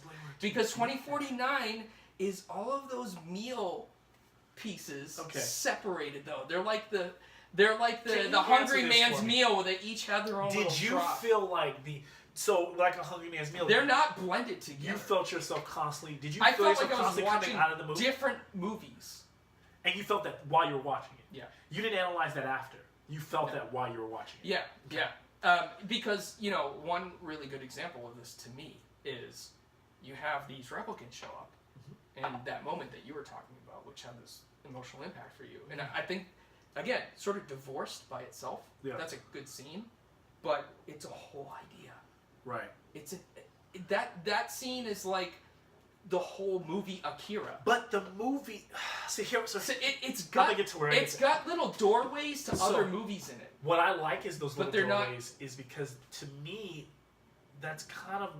For me, they're letting you a little bit in on the world building as the world as a whole. But those little things, like somebody was telling you about, like, let's talk about the Joy character, they're telling you something about the main character. So maybe that... For me, that character, while it could be a whole different arc in itself in another movie, we're learning a lot even about his character that's very stoic and very even less emotive and less like whimsical than Harrison Ford's character. We're playing a guy that's almost a robot at the beginning of the movie. So it's the people around him that tell us about who he is. It's even I even learn about the K through his boss. Right. See, but this is the problem. Okay, so you know there's that old saying, Yeah. show don't tell. Okay. There's a version of that in dialogue as well. Okay. No one's ever said it. It's Right. just my own philosophy, which Yeah. is the same thing. Yeah. Show don't tell. And it's the idea of, and this is my problem with a lot of dialogue in modern films, is that it's overwritten. Cinema is not a novel. You don't need I agree to explain these things, right? Is there a lot in this movie? Yes, and my problem with it is that the idea of this sort of replicant class that are rebellious and breaking free, fantastic idea in the background though. Okay. That was my least favorite idea of this movie. I felt like I was watching Matrix at that point. My point is, less is more. Yeah. This is the problem though, and this is where we get into the Goldilocks zone. And this is where, for me, I think my training in graphic design school really helped me. Yeah. Because it made me critical. I'm sure you know, like going to art school, we would take our work, put it up on a board, and everyone would tear it apart. Tear that shit up. Right. Art. You'd be like, I did a good job. You put it up and it's like, yeah. Oh. And you get it. It's critically analyzed. But nowadays, with the modern film industry, they set a release date before they even have a script. I agree. My point is that this movie, You're Joe Budden. Who? You're literally Joe Budden of the movie world. Like, I'm just starting to realize Joe Budden is a popular now because of his podcast, but he's the rapper that had the hit song "Pump It Up" when Too Fast and Furious Oh, wow. Da-da-da-da-da-da. So Joe Budden is always very critical of the industry, of the hip hop industry, of like what it takes to be an artist and stuff like that. And he's very I'm saying it as a joke, but just to explain to you, he really does love the craft, and so he is always shitting on like he can pick anything apart and he can tell you if it's not true to the core. And so I was just joking, be like, "You're I know when I talk to people who just I have the same sort of reaction to music. Yeah. Where, like, I'm not mad at anything. No, I know. I'm just saying, like, it makes a lot of sense. I'm actually mad that I'm not more upset. People who love music and know pop music and everything, they know what to listen for. Okay. I just know what sounds good. Just know what you like. Yeah, right? But with movies, because I'm passionate about it, and I've studied them. Yeah. So that's here's my point though. So ultimately, my point is that yes, anything that you set out to do, right? Uh-huh. There is a Goldilocks zone. There is a point at which we achieved that concept. Right. And I don't think this movie achieved any one concept. And let me tell you now why I think it did. Because, like you said, there's people, and you probably shit on them, you go, oh, this, like, it's like when I hear that young kid, they're listening to fucking the new shit, and I'm like, they don't know shit about real music, because I listen to everything, but I know, and I'm not even a music person, but I feel like I can know when I hear something good. Yeah. But I can still actually pick, I think, pretty much a song that might be very poppy and be like, it's still a good pop song. Right. So, I don't know, I guess I can try to relate that to the fact of how this movie made me feel. And how movies make me feel is everything, for me. Yeah. A movie could be, I can later on look on it and be like, that wasn't that great of a movie. It wasn't written that well, I can pick it apart. But how it made me feel is amazing. So, for example, best probably example is Fast and Furious, the first Fast and Furious. Yeah. It's actually a pretty good movie. People give it a lot of shit because of where the franchise has gone. But that movie's actually, it's pretty much Point Break. And Point Break was a decent movie for an action standpoint. Yeah, there's a very strong concept. Very strong concept. Yeah. Very simplified concept.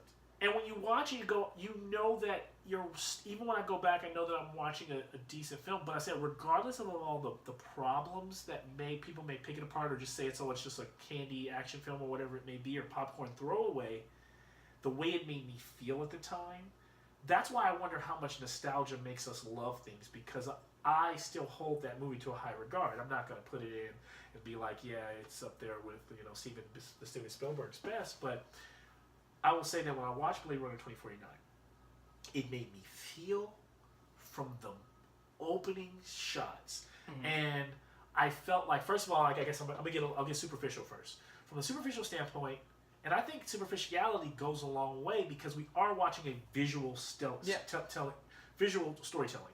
And so if the visuals aren't good, you have some movies that work when the visuals aren't good, but this is one of those movies where I feel like the visuals are going to be very important. Yeah. I think I don't know if it's because when I see things also in IMAX and just the screen is almost 3 stories tall and the sound is just rumbling the movie theater. But I tell people like that when I go see an action movie normally, and when I go see a movie, the average movie that I go see in IMAX, right? It's a Michael Bay film.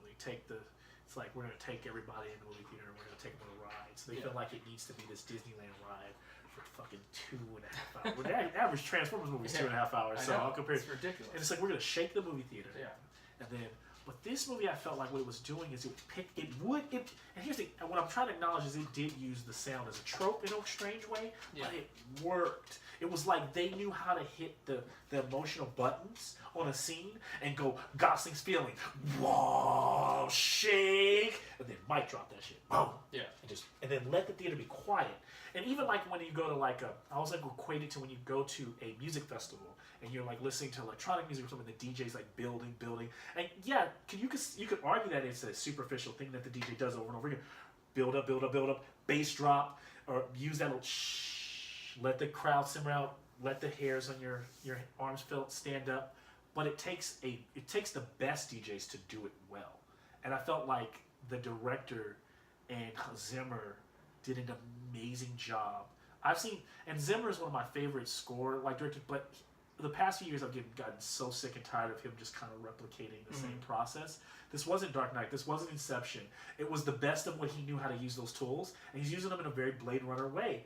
Not even bringing in the original Blade Runner score till the very end of the movie, tying Gosling in a little bit into Deckard. I felt like there were things that were done, like you said, if they missed the narrative, that's one thing. Maybe it wasn't the final version of the script, but it was enough for me to feel it all the way through, and I didn't feel like I was being detached. I felt like I was constantly their point A to B. Like I've talked to John Cahill about like, yeah, there was a little bit too much traveling from point A to point B, and a lot of the narrative was about getting the person from this next stage to the next stage. But I guess maybe for me being a very visual person, how they did it was so good that I was lost in the world. I didn't know that 3 hours had gone by. I felt it a little bit right in the third act. I was like, oh, this has been on. But then, as soon as the seawall fight kicked in, I was back. I was like, there was a moment where I was like, and then I was right back in it. Yeah. So that's my argument, is that the movie made me feel a certain way, and all I can argue is it wasn't the same as the first Blade Runner. The first Blade Runner makes me feel a certain way, and sometimes just feeling is what I'm looking for in a film. And now I can later on go in and be like, oh, I'm going to pick this apart, but I don't think in any way is it a bad movie. But I don't. We're just like, yeah, I think that the original Blade Runner is never necessarily telling you how to feel, though. No, it's not. It's not. I think that there's something to be said for counterpoint. You know, sometimes where the music doesn't necessarily match what's going on. And the first Blade Runner does have those moments where it matches exactly. But I guess that's really the only argument that I would make, is that it's narratively, it's not where it should be. And if someone argues that they're not in it for the narrative, that I totally understand, or they think that the atmosphere was the most important aspect of it. It's like I think the director did a pretty good job with imbuing it with an atmosphere that felt like Blade Runner, but something new, something more organic. Like I think what they were trying to say is that like and the bugs, Blade Runner, the world gets worse. I think that what it's trying to tell you is that a cyberpunk, the first Blade Runner, I will say this, as tough as the society is, you kind of feel very like, I would like to go there. And in this Blade Runner, you get a little bit more of a sense of like dread, like maybe I don't want to live in that future. And so it's like, it's like 30-something years out.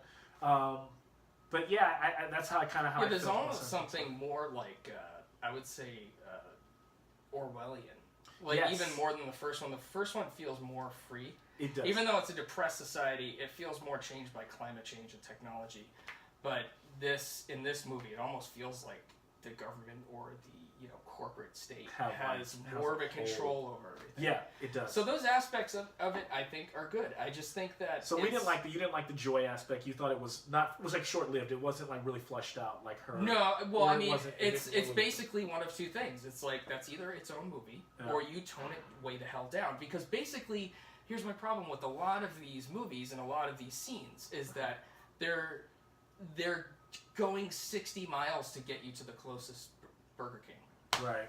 You didn't need to go that far. Why didn't you just take a right on Venice? So you didn't like the scene with the quasi threesome with the girl with physical and then. Well, I mean, in and of itself, that's an interesting scene. It's like shot interestingly, and it's a scene as a vignette. It's okay.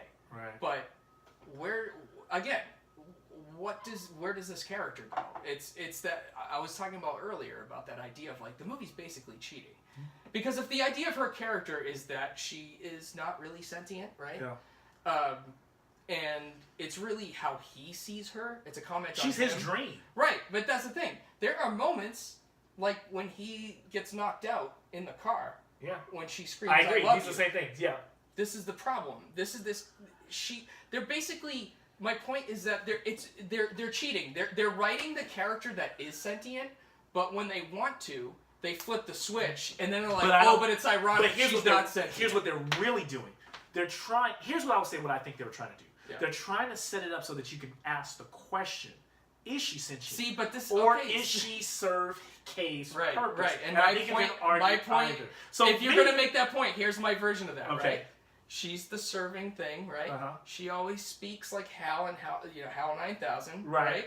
She's serving him dinner. She's basically Alexa.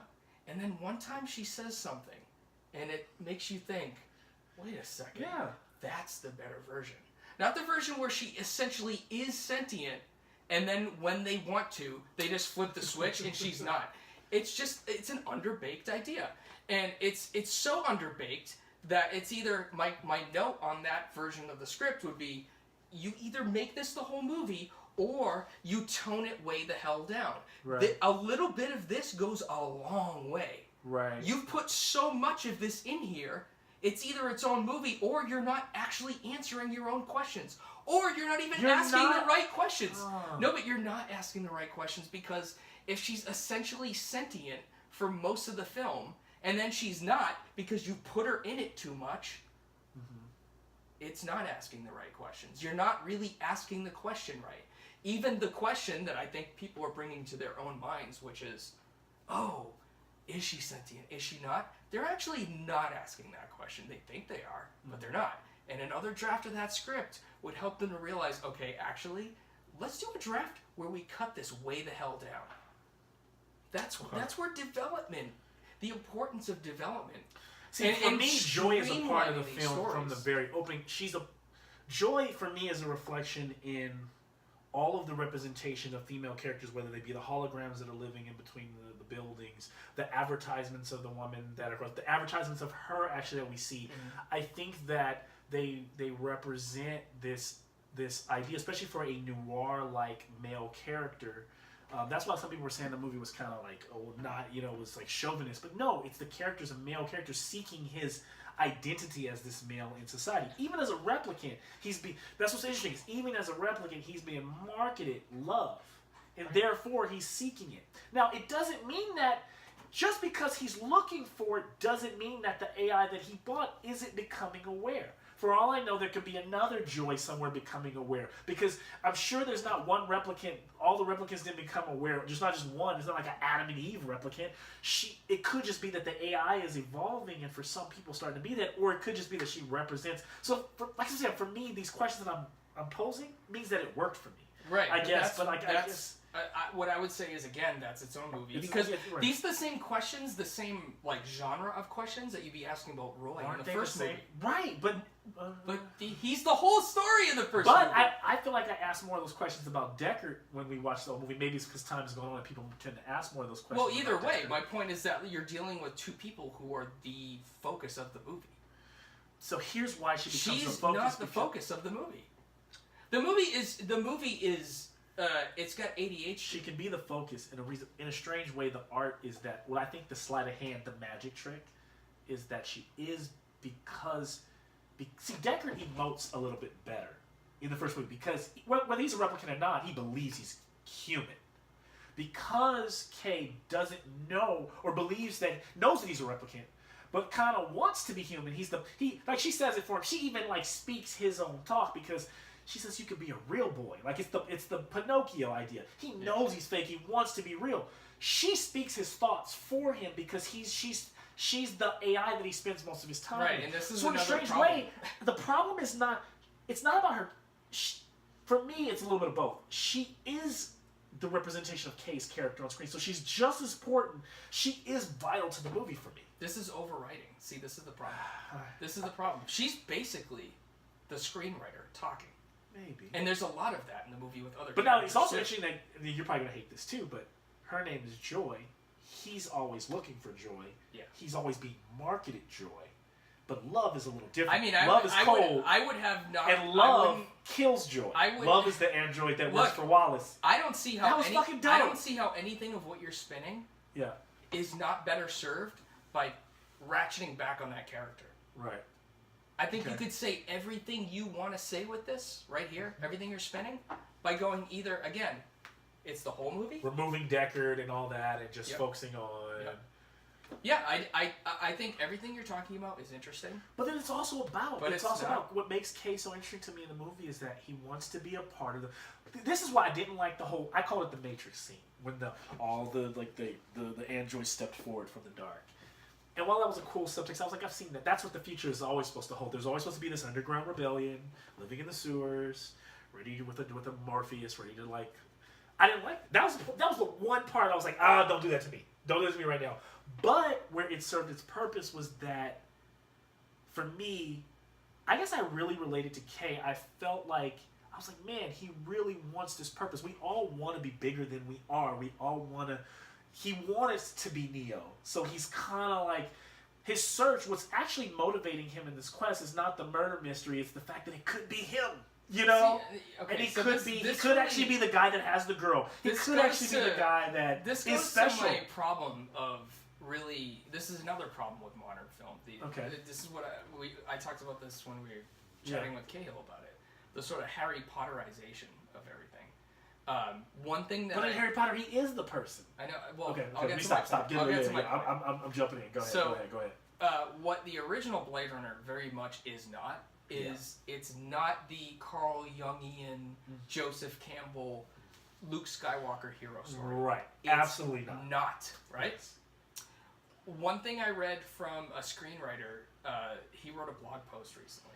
I think it was actually a couple of years ago. And he said, consistently, the note that he gets from producers and executives when he's writing is there needs to be a destiny. There needs to be a hero's journey. This person needs to be special. And one of the things I was really afraid of when I saw the trailers for Blade Runner 2049 is they had this like open book with pages torn out.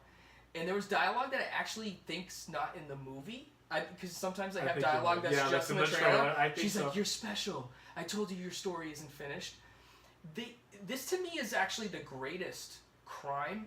And I actually think it's sort of like it's the corruption in the code of this movie that ruins everything. Okay. And it's starting from this idea of... Okay, so I have a philosophy about sequels where in the sequel, you have to turn the mythology of the original movie on its head. Okay. Like The Empire Strikes Back says, yeah, you destroyed a Death Star, but that's not what makes you great. Finding your inner person is what makes you great. Right? So, because of that, some stories can't afford to have the mythology turned on its head. Right. They don't. There's no room for it. It doesn't work. And so when you force a sequel onto something, which I would say Blade Runner is one of those movies that absolutely does not need a sequel. I'm not saying it needs a sequel. All right, I agree, but here's my point. Agree. Here's my point, though. Okay. So you sit down and write that movie, right? And you're like, okay, what do we say that's different from the first movie? How do we flip that on its head, right? How do we do Terminator 2, where it's a machine might not destroy humanity, it can actually learn to be human. You know, that flip. Well, with this one, what they decided to do was Harry Potterize it. Oh, Deckard, do you think it was a coincidence that you met Rachel? I saw that differently than the way you did. But we can argue about that. But my point is that, like, there's an immaculate conception, essentially. There's all this talk. Or is it? But still, okay. You're bringing into Blade Runner something that does not fit, which is this idea of destiny and spirituality. It does because in fit the any Blade Runner world. Well, here's where I disagree with you. Because in any world, whenever you watch the first episode of a world, I don't care what it was. Let's say if we make a TV show and it takes place in ancient Rome, and we make it all about how the world is brutal and it is what it is, and you die, and we just accurately depict it. Yeah. Someone in ancient Rome, in that world, saw the world differently. Right. Because the more you expand on the world, what you realize is that there are realistic humans in it. They all see it differently. In this world that we even live in, where the way you see the world is not necessarily the way I see the world. Mm-hmm. Which means that stories can be told within the world. That's what makes Star Wars so great. You can tell. But that doesn't mean that's the right thing to do to Blade Runner. It doesn't mean it's not the right thing. It just doesn't mean that it can't be done when you're. Oh, it can be done. But it's here's what it doesn't do wrong. Just because you can do something doesn't mean I get it, but should. here's what I disagree with you so seriously, that when you do it and you make it the answer, when you say it is an immaculate conception, that's wrong. When you say, is it an immaculate conception? How do you see it? Hold on. This is where is where the movie's cheating. Cheating in yes, there? Okay. This is where the movie's cheating. It wants to have its cake and eat it too. Because honestly, you could at the end of the day say, "Oh, it's posing those questions, but it's not actually going into them." Yeah. But I would argue that functionally, on a story structure level and how the pieces are moving and where people are getting to, it's just acting out the hero's journey. It's acting out all of those ideas that you would take into something like Harry Potter or Star Wars. I would argue that in the first movie, for example, Roy is acting out. It's what's cool about it though is that because we're posed to think that the way I look at the movie now that I've watched the final cut, I don't see Deckard as much of a good guy. Right. He's just kind of lost. He's not a hero. He's just trying to do his job. He might be the protagonist, but he's not a hero. He's not a hero. Yeah. And Roy is like, he's on this journey, but interestingly enough, he thinks he's more special than he is. Yeah. He thinks he could be the one to get more life. He could be the one to live forever. He could be the one to change it for his people, for the people that are around him. But at the end of the day, he gets the reality, and he settles on his reality. And that's what I love about it. Yeah. And by settling on his reality and dying, that's how we are as humans. As he dies, he passes something to Deckard that allows Deckard to see the world just a little differently and move on. In Blade Runner 2049, what I think happens is that, yes, the movie is posed to be the hero's journey because K, as much as yes, from a studio standpoint it is, if I'm gonna have to eat the steel, I'm definitely gonna see it through the character. And for me, the character sees the hero's journey. He's seeing the hero's journey for himself, therefore he's trying to make it. Yeah. And then slowly as he's unraveling it, it's not his story. And he has to resign. What I love about the end of the movie is he has to resign to be happy with he has to just be happy with he had a purpose. And his purpose is he's not the hero, someone else is, and he passes right along, but he did play his part. And I think that moment when he lays back and he looks at the sky is a moment of like, hey, I'm content with what I did and why I was here, and I'm happy with that. And I thought that was awesome. I think even the moment when Joy, like, he sees the version of her that's just the advertisement, which some people could say that just clearly says she's not real. It says she served. Which if that's the case, makes all the stuff that we saw make a lot of sense because it's all about him searching for this thing that he can't have, and he goes, you know what, I am a replicant. After she says hi, boy, she has the black eyes, they're cold. She goes, oh, you won't come be with me. She goes, kind of stands back up. He pulls out his blaster and he looks at it like, this is my purpose. This is what I was always made for. Fuck it, that's it. And in a strange way, it's cold. At that moment, all those arguments you're saying, it's not the hero's journey. You could say, because that's his purpose, but he's no longer the Neo. He's not, the hero. He's not Hercules. Honestly, he functionally is, because if you boil it down... If he doesn't show up and save Harrison Ford... If you boil it down, it's like, okay, so what is... that moment with Joy is what, you know, in the film structure world, what they call the Dark Night of the Soul, right? Yeah. And then he realizes what he has to go do, which is the break into Act That's 3. true. It's That's just true. the hero story. So, yeah. Okay. It just is. Right. And, you know, even the ending is like, it's a more uplifting ending, and I'm not opposed to an uplifting ending where it makes sense. Yeah. Like the original Star Wars is an uplifting ending. It's great. In Blade Runner, it doesn't work to me. And Okay. the thing is that he is just functionally filling that role of the hero.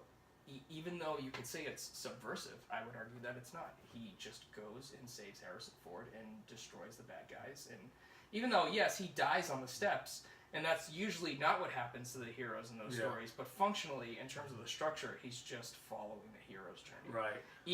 Even finding that he is the replicant and this is what he's meant to do is the hero's journey. It is his hero's journey. Right.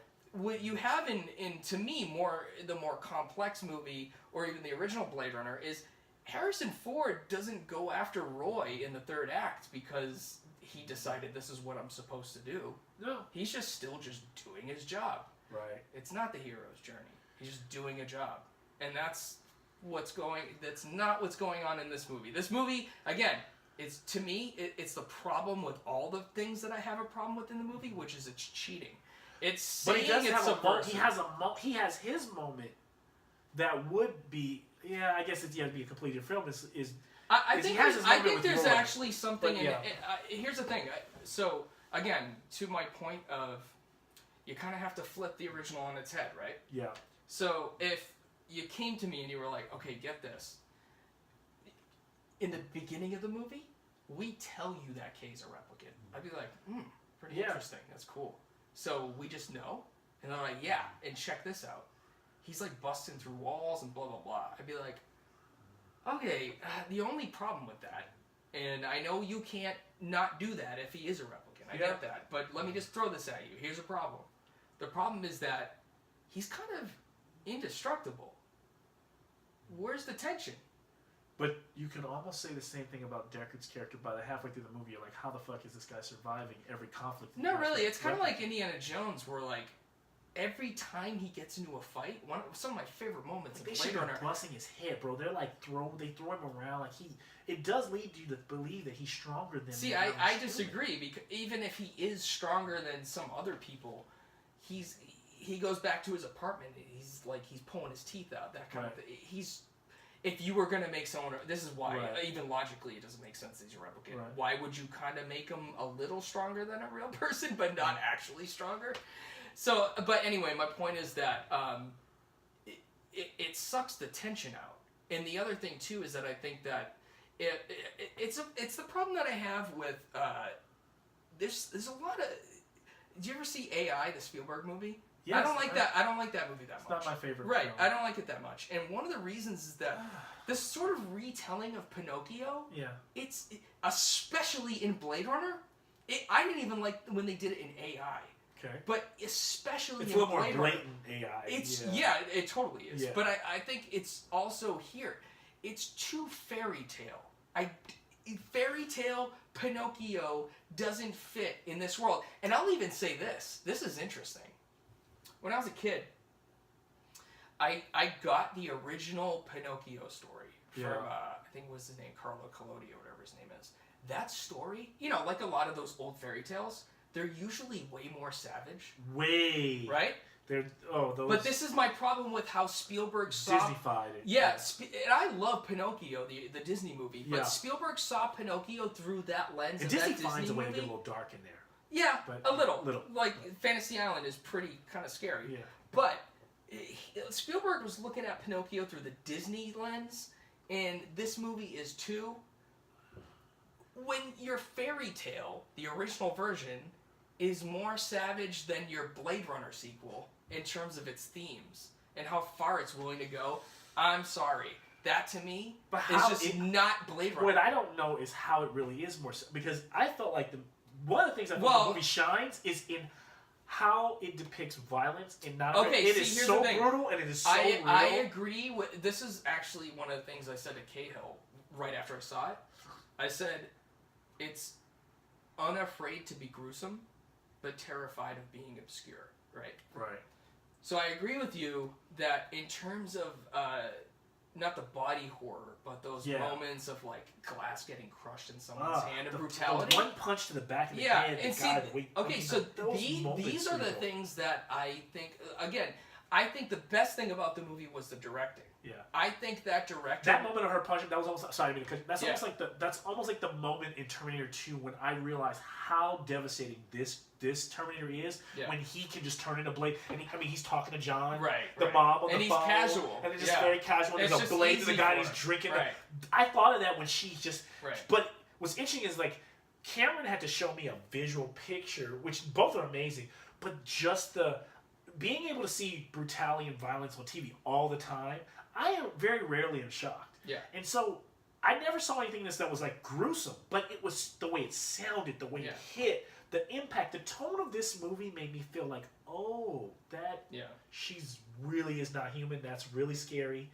But even, I don't know, there was a lot in there. And even just that character, not to go into something else, but like just even her emoting every time she killed, the tears that would come. Right.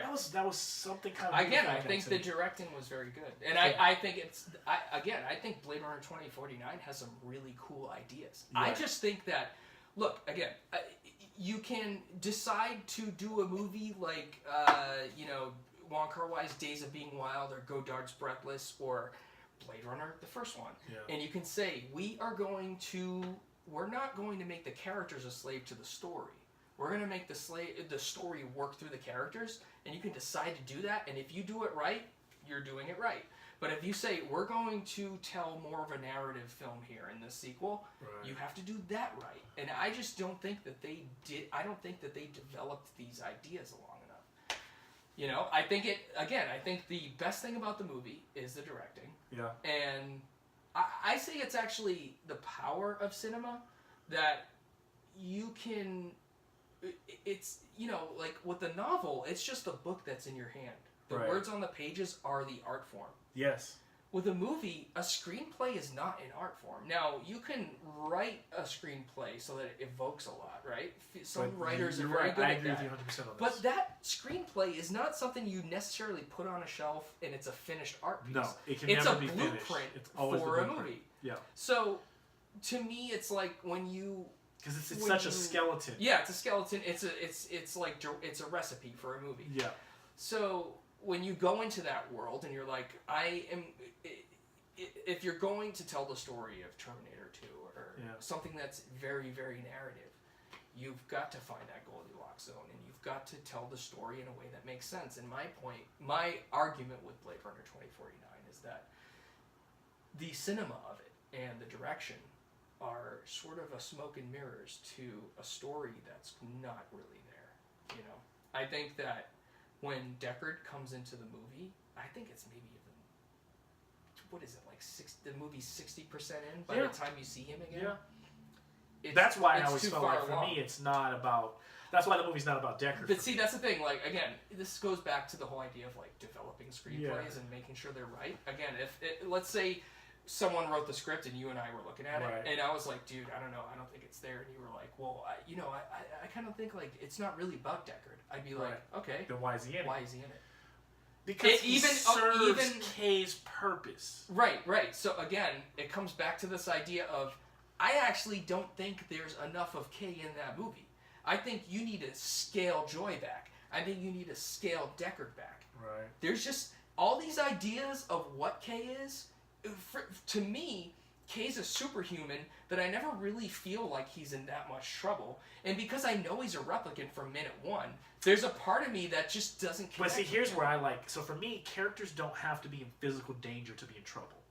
And I think he's in this kind of mental state of trouble that is almost like we could almost talk about depression. It's a state of like not feeling...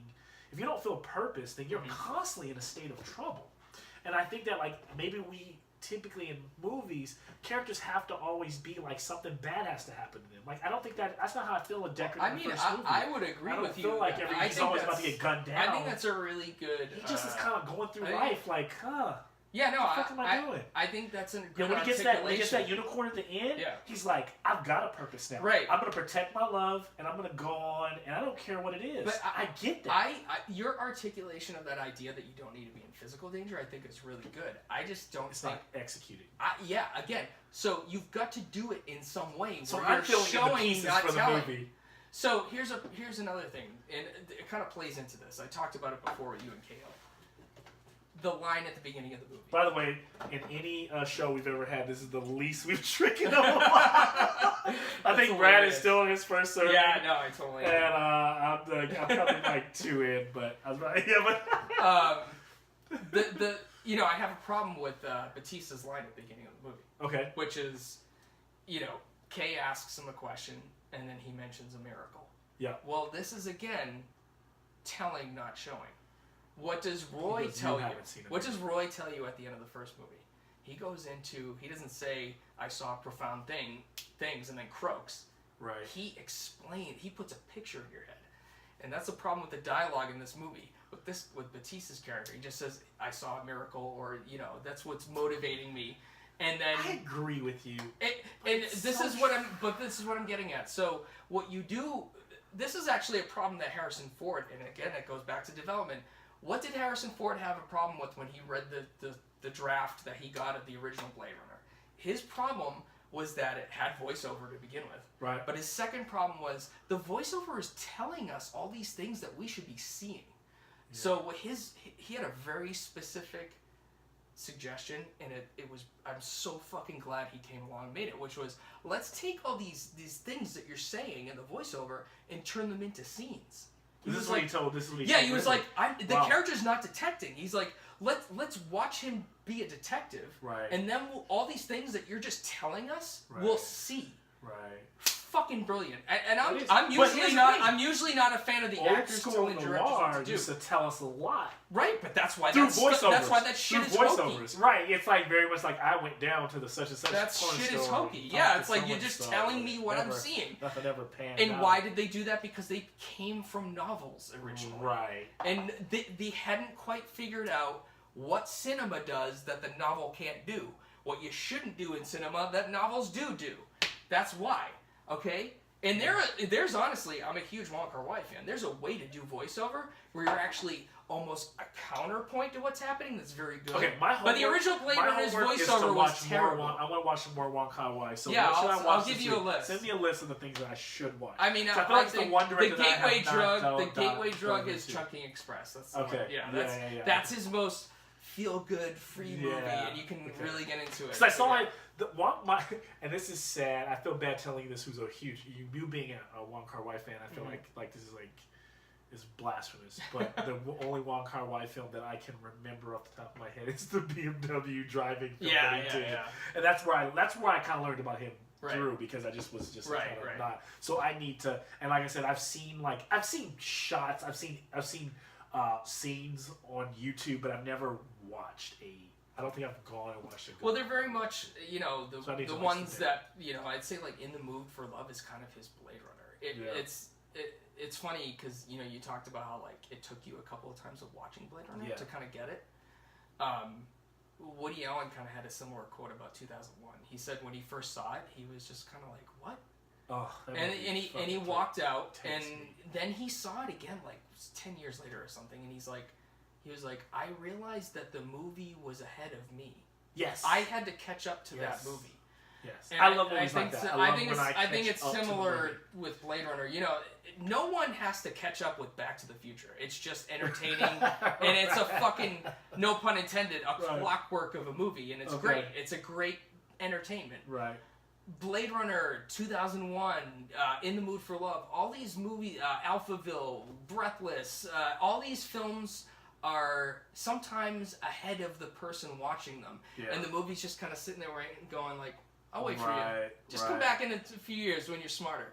Yeah. When you understand more about the world. Yeah. And I agree. I would argue that the problems that I have with Blade Runner 2049, and again, sometimes only time can tell with certain things, but with that movie, I don't think that narrative is going to age well. I don't think it's doing. So you don't think 2049 is going to age well? No, I don't think it's actually as subversive, and I think it's because it never figured out what it was trying to do and how to blend those elements together. But did the into first a Blade Runner even know completely what it was before it became what it was? Well, like I said, I think that as much as I think the movie's not that good at all, right. Obviously art is subjective for one thing. Of course. And I am a big proponent of that. I don't like when people bring this idea of like objectivity. Right. And I think it is kind of like the perfect movie if you just want to hone in on the thing you liked about it. Yeah. And it's like an album, let it wash over you. So yeah. I think that's what it is for me. Like he didn't like it, I liked it. It just it washed over me. Right. And then I just let go. And it made you feel, which is cool. Yeah. So cheers to our feelings on 2049. Cheers to man feelings. Right, to man feelings. Whether they are hateful. Yeah. They're all passionate. Yeah, they're all passionate, and that's all that matters. So I was going to tell him, get a sip first. But no, with that, Brad, like being as you have such convictions about the movies that we do talk about. Yeah. Whenever we talk, like, this is the first time you're on my show, but we've had so many conversations where I've been like, what? You feel like that? I think that's every conversation that I have with someone. And you know what it's always like, what is I'm going to tell you what problem? makes no goddamn sense. Is that as I hate Scott Pilgrim. As much as he let's stop it before we lose our friendship. Right. The fact that you hate these movies, right? But we both love Transformers 3. Yeah. How is it that you like that movie? It's amazing. Well, because I don't understand that. Look, a well-made Twinkie is a well-made Twinkie, right? Right. It's not a filet mignon, but it's a well-made Twinkie. Right, yeah. Transformers 3, very well-made Twinkie. That's what I tell people. Like, people go like, well, you either like all the Transformers or you don't. I'm like, no, I like 1. I hate 2. I like 3. Then I hate 4. Yeah. And I was hoping that I was going to like 5. And I hated that. Are they at 6 or are they at 5? Yeah, I don't 5. know. Fuck. It doesn't even matter anymore. Yeah, I saw it in IMAX. I have never... In IMAX, I shouldn't be able to fall asleep. Yeah. Third act, I was just... I mean, look, we're trying to move past Blade Runner 2049, but this is another big problem that I have is like an undeveloped script might be way too short, or it might actually be way too fucking long. Almost all of these big tentpole movies are now like they're all Lawrence of Arabia. Right. You didn't need that much real estate to tell a story. It's true. I sound like that old guy on the porch. I know. You are. I don't. So here's the thing. For example, and we won't go back to Blade Runner, but I will say difference between Transformers, Blade Runner. I wanted to live in the world as long as I could because I knew it was coming to an end, and it probably won't be another one for a long time. If not, there might not be another one ever. Right. Whereas Transformers, we're on the 5th, 6th fucking movie. I don't need to live in it first because I know there's another one coming out in 2 hours. I knew going into this movie that there was a Bumblebee spinoff coming. So why is it 3 hours? It's literally it's episodic at this point, But so with that though, how you feel I think you feel so much about films. Yeah. Being as you make them your own, how do you go into that process? Like you have a new one coming out. It's Sprawl that you're working on. Yeah. So. But that I've been working on for 3 years. You're right. You're definitely trying to get it right. You definitely take a different approach. Well, it's funny. It's not like a sort of like a pretentious idea of trying to get it right. I think. You know how like they say like sometimes limitations are the best things for art. Right. In this case, it was just I didn't have a lot of money. So, one thing is that you could go into a film and say, like, hey, actors, you're trying to get a portfolio piece, so just shoot the movie for free. Right. But, I've worked with these actors for a while, some of them, like Carnell and Jay, and there's a trust. To me, like, if I want to make a movie and I believe in it, and I want the emotion to be intense, and I want the actors to sink their teeth into every scene, I think at least a gesture of payment is necessary. Yes. Paying someone for their services, for their talent, for their art. I really strongly believe in that. So we pay everybody. So to shoot one day, even on this super low budget movie, is like, it can be, on the low end, $500 just for that day. So, because you got snacks and you want to keep you want to keep the energy up. It's the same thing I do with the Run. I try to let them know, hey, I understand this is an art form. You give a lot. You're not paying them $10,000, but you're paying. There's a gesture. So you're saying, we all understand this is low budget, but here's something. Yeah. This is what I can give you. Yeah. Will you go here with Will me? you still go there? Yeah, and that to me is important. So it was like, not only did we start without a complete script, we just had a concept. It was also a matter of, we're just going to shoot whenever we can, whenever I can pull enough money together, and then we'll come back together and shoot again. And thankfully, I work with people who are not only gracious enough to keep going with that process, but committed to it. You know, every time to work with me. Yeah, every time we shoot, Carnell has to regrow his goatee and everything. So honestly, everybody that's worked at the Run Rally, they've been actors of yours, and yeah. I have never been so surprised at people who, if I ask, are you willing to keep your? It's okay if you don't want to. Right. You know, they'll just be like, no, it's fine, I'll do it. Because they love it. Like John Cahill and Carnell, they're both people who are passionate about what they do, and they always come prepared, and they're always in it. They're you know? so. We just did all Cahill's voice over work for the new Run Rally. And he just comes in, and we have a conversation about what movies we're watching, and then he gets up there and he does his thing, and he's just done, and it goes on, and it's just it's so gracious, so like great people, him and Carnell, and sometimes I feel so bad because we've been like this whole year we've shot like several things with them, and we're still editing them, we're still working, I'm still working behind the scenes. I know that feeling, and I want to get them stuff, and it's just like God, I know they put in so much work, and just like I mean the actors have the hardest job because they have to emote and do all these things, and then this movie kind of goes away. And there's like mad scientists tinkering on it in the background, and then sometimes the movies don't even come out. They don't even. They just fizzle away like this dream that like. And they never hit me, and I never have like Carnell or John be like, hey, when are we gonna get that? Right. And me, I'm like, we have to. I tell my team, I'm like, we have to give these people, the actors, if you can't pay them the money that they deserve, the one thing they do want to see is the finished product. That's it's a portfolio piece, right? So so with our film, it's been a matter of, but. You know, again, a limitation is money and time, right? Yep. What's been really good about it is that, and this is kind of the way Godard works, because he would start without scripts a lot, and Wong Kar-wai does too. And again, if you're making Terminator 2, you cannot work this way. Right. But if you're making a certain type of film, you can. And if you understand how this all works. Right. And one of the things that I would do is just watch these films and watch all the behind the scenes and soak up how did these guys work. Because if I can make this method work for me, it's less expensive. Yes. And I can make a movie that looks like it might have cost $30,000, but it actually cost $10,000. Yeah. That's great. So one thing that we've done is we'd shoot, and then I've been cutting the film as we've been shooting. Wow. And what's been interesting is that if you do it that way, there are things that sort of popped up as opportunities to sort of like bring things back elliptically that I never would. That you would have. I wouldn't. If I sat down to write a script, I would not have had a certain inspiration to do that. So there's things like there's a clock in the movie, and there's like the sound of a ticking clock, and this goes into like using the tools of cinema that you can't necessarily use when you're writing a novel or a script. Yeah. So, you know, thinking about the sound design in a way that like evokes emotion, and things that I wouldn't have written it into a script. We're going to bring this back later. But as we started shooting and cutting, I was like, oh, I can bring this back. I can call back to this and this and that. So there are things like there's one thing that I'm super proud of, and you know, hopefully this will come out next year. This movie will be finished. We're very close. That's good. Yeah, you know, it's been 3 years, and we have, I'd say, like 3 days left of shooting. How long did Anamnesis take? Anamnesis took like 2 weekends to shoot. Oh wow! Well, that was because went through. You went through the process of gathering. We had to get $10,000 together, and that was the difference. Shoot it this weekend, do it right. Wow!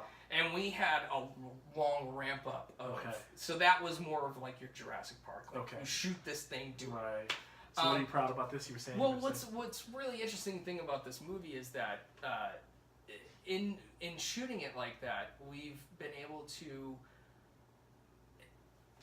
do. There's sort of like a when you shoot something on a set with actors in like these conditions, right? Yeah. There's something that happens that doesn't happen on the page, and it's the people thing. Yeah.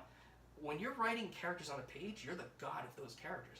But when you're on a set, like Wong Kar-wai said, most of directing is solving problems. Yeah. And that's the logistics of directing. And what happens is like, so what I'm super proud of is one of our shoot days recently was we went to Chinatown, Los Angeles Chinatown, a Saturday night, and we were like, there was a reason I wrote this, but I wrote that in the scene it has to rain, right? So I'm going to Chinatown on a Saturday night, and I'm doing myself no favors. I have to have a special effect where it rains. We have no permit. Okay. So we go down there, we start shooting, right? It's super hot and humid. It's tense too. The great thing about Chinatown in LA is that it's kind of touristy. So on Friday, Saturday night, kind of empties out. Yeah. So we had this courtyard to ourselves. Wow. But as we were shooting in it, there's like storefronts there, people who live above. And this lady comes out and she's like, "You guys don't have a permit. You can't shoot here." Now, there's a couple of reasons why that was tense. One is that we don't know if she went back in and called the cops. We can get in trouble. Not only that, but the character in the scene had to pull out this very realistic gun. That's always so scary. Yeah. So we're down there. We have the gun. Someone might have just called the cops on us. Another thing that, like, in the footage looks fantastic, it looks like we directed it this way, is people were walking down the alley on cell phones and stuff every once in a while. And they look at our character, but as if they were like, what is this weird character doing in my neighborhood? In a good way. Never looking in the lens. Almost as if we directed it that way. So we had all this...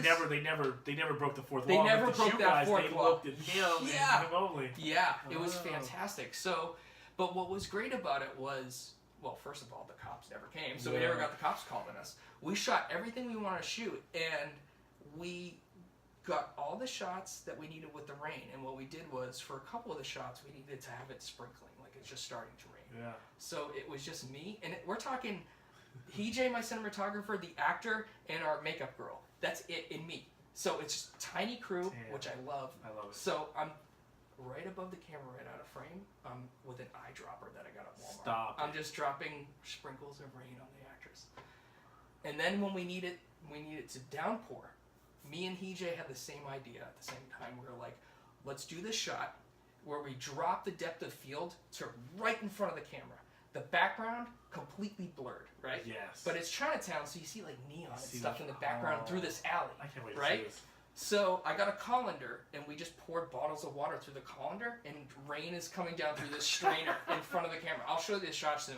And that's the genius, is solving those problems. That's the problem solving. And what comes out of problem solving is not just you solve the problem. Oh, we just, it's inspiration. It's throwing beauty. money at it. Yeah, and I call these things minor miracles. When you walk into Chinatown without a permit, and you have to make it rain in Los Angeles on demand, that's a minor miracle. When you pull out of Chinatown, you said that, I didn't. That's where we kind of correlate, because I know that we both have different belief systems and things that we believe. Yeah. And they always kind of like, for example, we both believe in evolution, but in a different way. Yeah.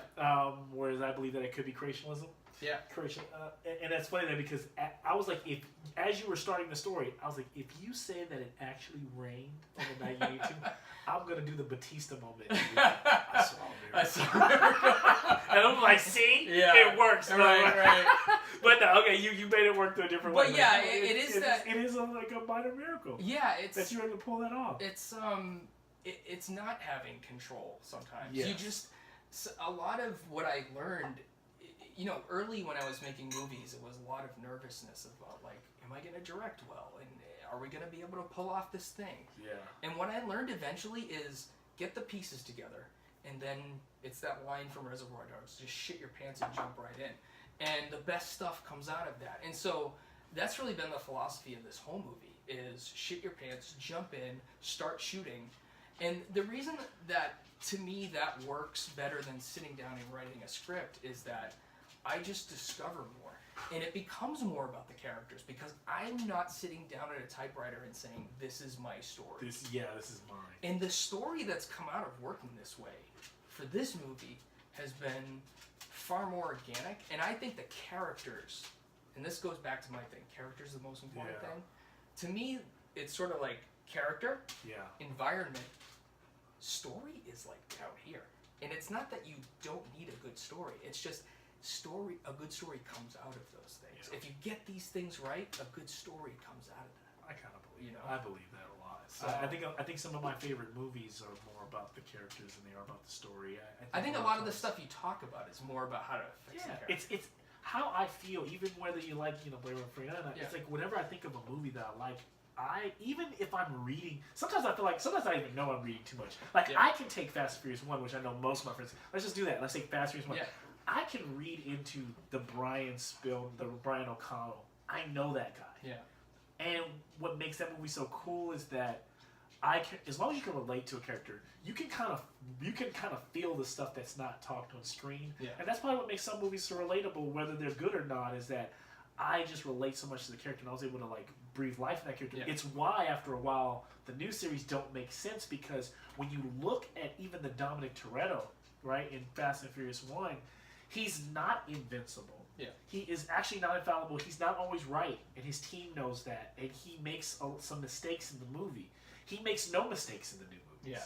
You know, he doesn't walk away. He crashes, and even though he should have died, he rolls his Charger. He gets out with a broken arm. Yeah.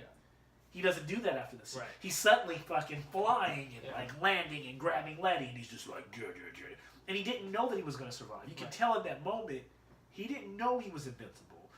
But I guess it's like this thing that he suddenly realizes in between 2 and 3 that he's invincible now. You know, and it's like, so even those movies that are so popcorny, they have character. Yeah, and that's all I'm typically following. I could care less what really happens as long as I care about the characters. Yeah. So you're right. You're probably the type of director that I look for, because I care about the characters. I care about. It's like for me, even my favorite movies like Alien.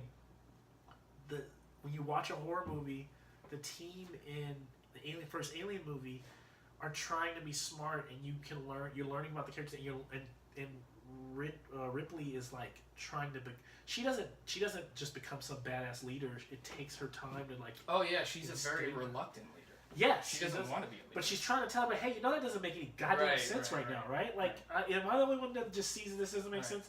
You know, whereas like you get into Alien 3, 4, and she's a different. Right.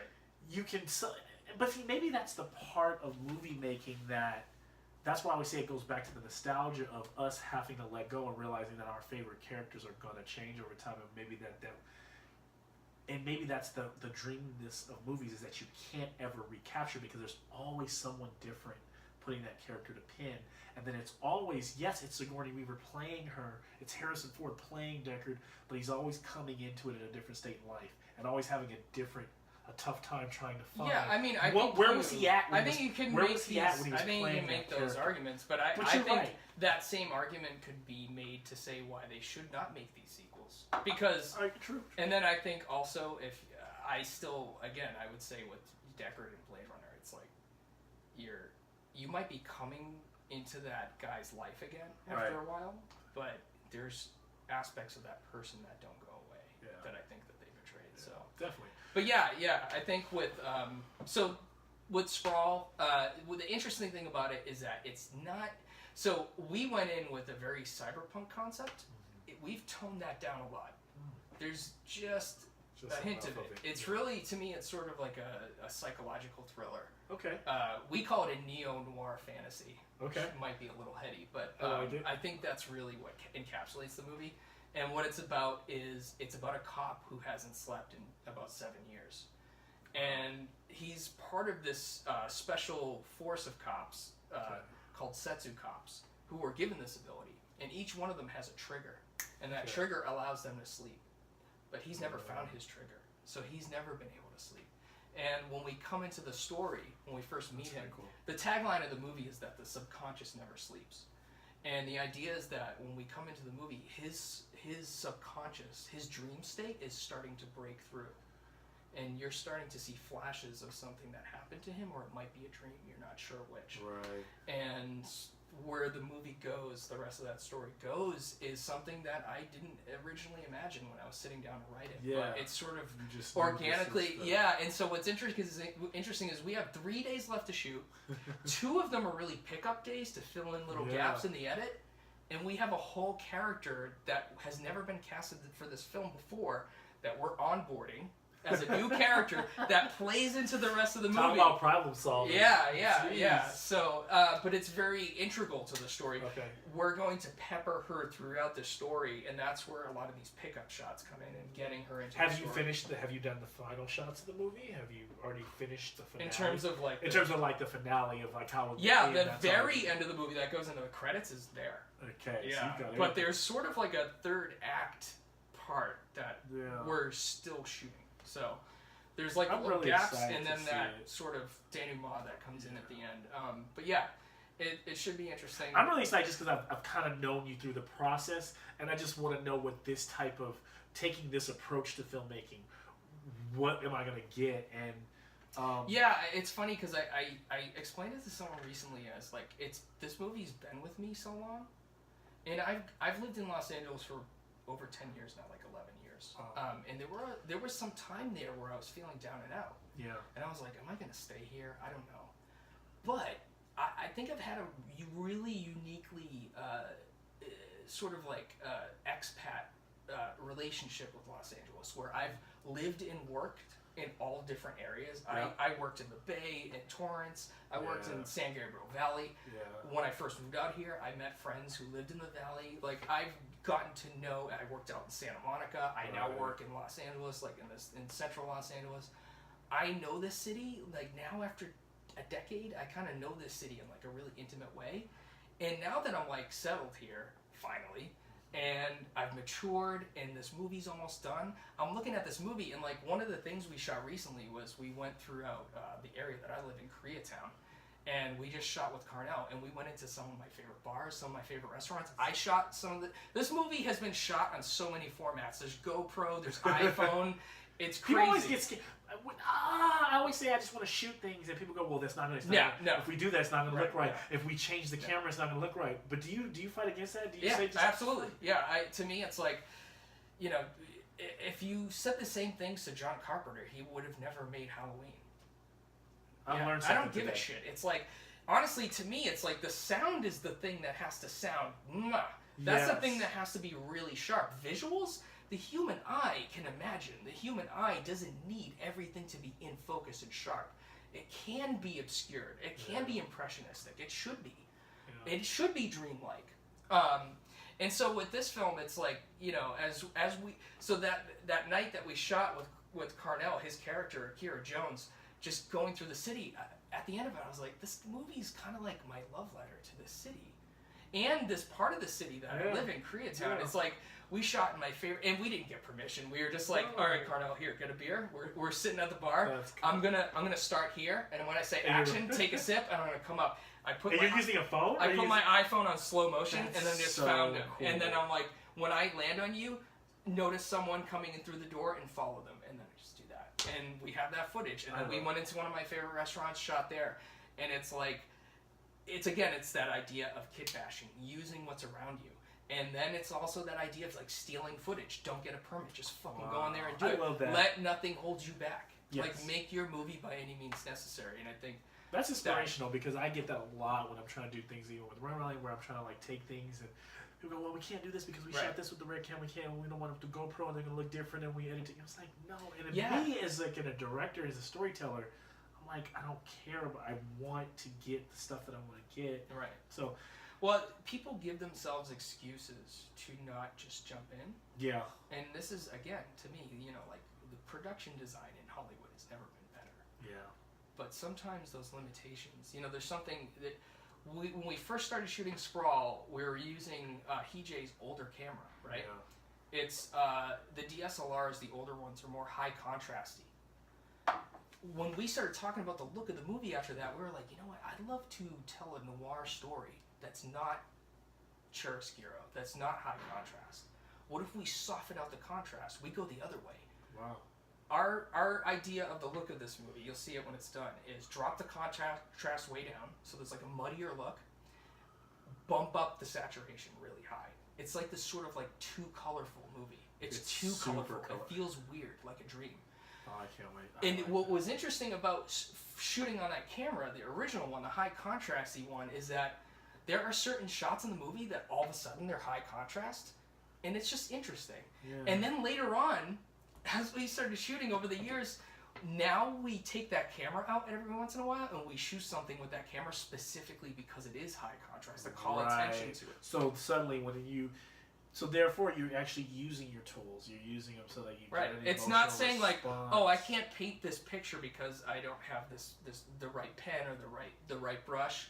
It's like, what if I use this brush here and then this brush here and then there you go. That's art. Exactly. That's art. And that really is art. Wow, that's pretty awesome. That like you've actually got me like that's why I like doing this because I can learn from my friends and my guests. Yeah, man.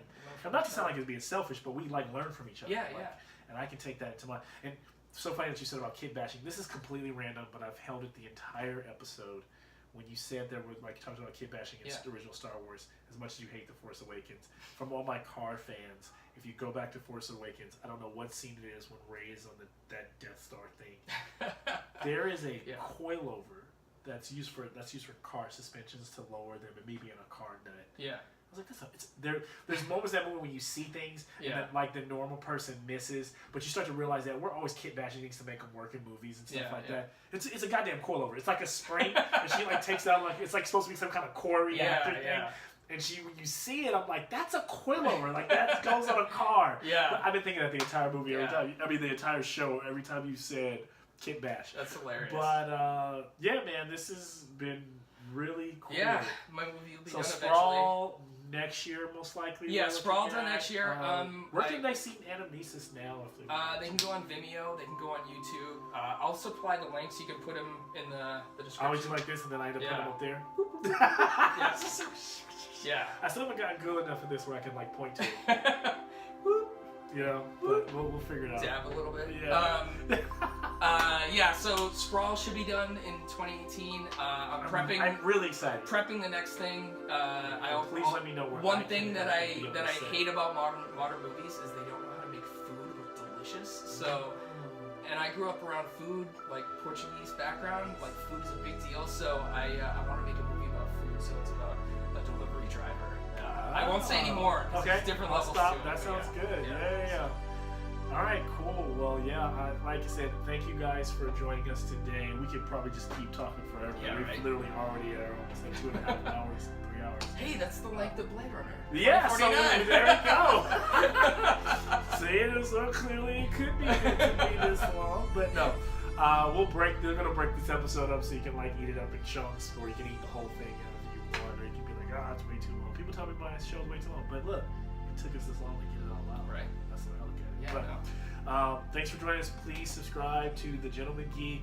I'll put the links up for Anamnesis. Check out Brad Champagne again. His Sprawl coming out next year. Yeah, there's a Sprawl sort of like making a feature that we did to raise funding, so we could put that in there. We'll put that in there as well. So perfect.